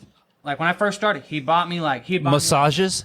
No, but no. Seriously though, he would get me like gloves, the bags. He'd help me with my HKA. Yeah, get me in contact with HKA. them. Get me in contact with Another Fury sponsor, yeah. Yeah, because everything, and then he'd even help me with like the banners, all that. He's always been right Brother behind Pistols. me, pushing me all the way through. So shout out him first off, but then shout out, like I said, MVP, Aces Performance, Fuller Express, and Chiron. Shout out to them. MVP is the betting. Yeah, MVP, most valuable bets. What on about Instagram. MVP fucking David, who does the Oh, shirts? yeah, and shout out my Fury? boy David too, man. That does all the shirts for Yes, Fury, shout out him, yeah. and he's been with me. I mean, we know him Happy for a Dad. minute. Yeah. Not yet. I say I need. Hey, you didn't even my show family. me. Sponsored, yeah. Let me get sponsored by y'all. I We'll thought- start making something. Hey, bud. we'll hit up Steve next. We'll send him a message. Yeah. man. Oh, Let's see shout what out my happens. fraternity too at U of H, Kappa Sigma. Okay. All right, shout out all the homies on the block. Shout out to the We're hoes. naming everybody now. We're Shout naming out to all the everybody. hoes. Yeah, shout out- Shout out to that big booby girl I saw walking down the street earlier today. Hey, listen, I think I speak for all of us when I say, man, it has been an honor to watch you guys come up as these wide-eyed young kids, and now y'all are men getting ready to like take over the world. And it's awesome to see you guys, the way you carry yourself, the way that you guys deal with everyday struggles, whether it's family, whether it's school. I think you really do set an example, and people need to see more about like what you guys deal with to be able to be where you're at 7-0 each with the world in front of you. I'm excited for the future of both of you guys. I cannot wait to see, what we're talking about on the next show in 2 years from now, where you guys are at. So thank you for the performances, man. debut. There you go. Yeah. Hey, JJ. don't forget the little guys after y'all get signed. Just saying. I'm just saying. I mean, y'all brought it. You can't. I feel like honestly, like it's like you can never forget where you started, because when you forget where you started, you get lost. All I've ever asked is for a shout out. That's it. Shout out Eric Garcia. No, when you're in that UFC cage, just shout out get that Fury, dub. bro. Thanks, Fury Fighting Championship, for making me the man. Sure. I mean, y'all molded us and y'all bred us to Hey, but where we are today. I think you guys are with the best team that you could possibly be with. sure. I said probably 10 years ago when I saw Adrian Yanez fight Nico Echeverria, I was like, this kid's a fucking star. Like, this kid is going to be a star. He's going to be amazing. Bro. And I think you've got Rafian, you've got all these amazing fighters out there. And whether you realize it or not, you guys are moving into that category. You guys are moving up into that category. I got Alex you Goran. You are the guys that like people are looking at now, that who want to be, like we talked about Aliman earlier, like they want to be where you guys are at. So congratulations to what you guys have done. Thank you for all your blood, sweat, and tears. And Wayne, you know what time it is. Hey, the time for talk is over. This has been Fury Unleashed. Look at Diego. Where are you at, Diego? Diego. Let's go. Goddamn, Diego.